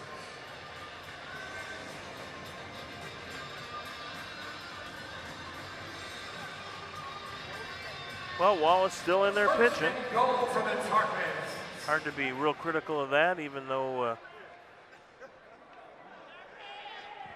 there's not much that can come out of it at this point. Wallace will look. He's going to run, and he will run it in for the score. Tarpons, touchdown! So as time expires, General Wallace, the ball carrier. Chris Wallace able to scamper in from 8 yards out. And they will try the extra point.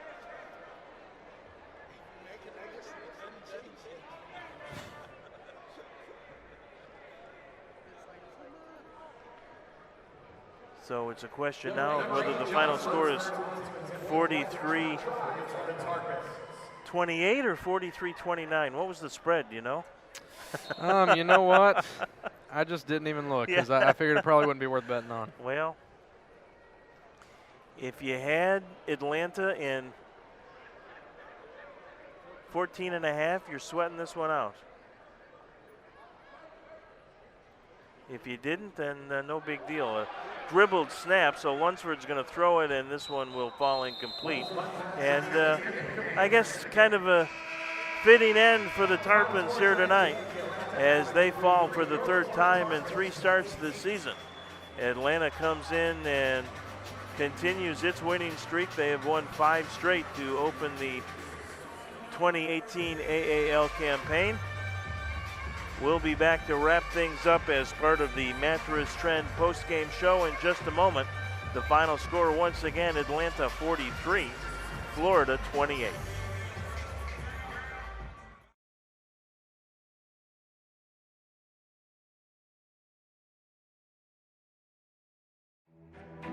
You need the best equipment for the best ride, the best fit, and the best night's sleep.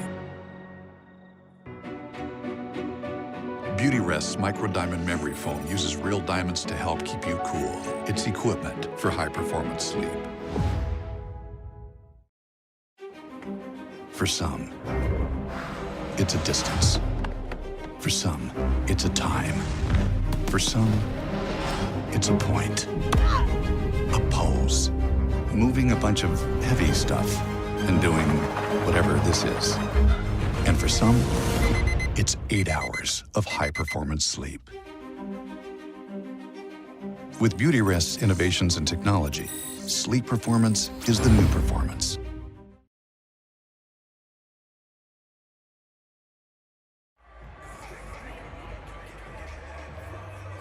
Back here at the RP Funding Center in Lakeland, Florida, we are final as the Atlanta Havoc defeat the Florida Tarpons 43-28, our final. The postgame show brought to you tonight by our friends at Mattress Trend. They are right there on South Florida Avenue, 4204 South Florida Avenue to be exact. You can check them out online at mattresstrend.com. All kinds of great deals and specials. The Serta iComfort Hybrid Observer Super Pillow Top mattresses starting at under $1,200. Simmons Beauty Rest mattresses. But check out the great selection, great prices, great service at Mattress Trend. They are at 4204 South Florida Avenue. Online at mattresstrend.com or give them a call at 313-0100. Great place to take a nap. All kinds of great products from Serta, Simmons, and other great mattress makers. They opened their first location here in Lakeland in September of 2017. And glad to have them part of the Florida Tarpons season so far here in 2018. So the Havoc improved now to 5-0 on the season. And that is best in the American Arena League. The Richmond Rough Riders not playing tonight, but they are right there at 4-0, and the Tarpons at the other end of the spectrum at 0-3. So the postseason hopes of the Tarpons quickly evaporating after so many playoff appearances in their first 6 seasons. In fact, 5 trips to championship games, but probably not in the cards here tonight. It was a 21-3 game at halftime, and Florida came out in that second half and looked like they might grab some early momentum. An onside kick was recovered beautifully by John Lunsford, and the Tarpons moved down the field only to eventually give it up on downs. And really at that point, whatever momentum that the Tarpons had from that kick, onside kick, went away rather quickly as Thyron Lewis grabbed a 10-yard touchdown pass exactly halfway through the third quarter to make it 28-3. The Tarpons' best moments came after that in the final 4 or so minutes of the third. Wandell Rutledge on a 2-yard power run to cut the gap to 28-9, and then less than 2 minutes later, Randall Burden with an interception for a touchdown return. That made it 30-15, but that's as close as Florida would get in that third quarter, as the Havoc then got a 3-yard pass to Ryan McDaniel to open it up 37-15. Ellis with a 7-yard pass, the highlight catch of the night for either side, really. Reggie Ellis doing a complete flip over the end boards, somehow able to just hang on to the football, made it 37-22, but there really was not much time left to come back. Martelli Moore with a 3-yard touchdown grab with 1:30 to go, and on the final play of the game, Chris Wallace scrambling in from about 7 yards out to make the final score 43-28. So Wallace with a passing touchdown and a throwing touchdown here tonight, but that's not a bad day in outdoor football. That's not enough in indoor football. No, that's right. And I think the biggest things that the Tarpons need to take away tonight is their lack of motivation and their lack of discipline. Get those two things in check, and you're looking at a team more like that we saw in the second half, not what we saw in the first half, where it was just hard to watch.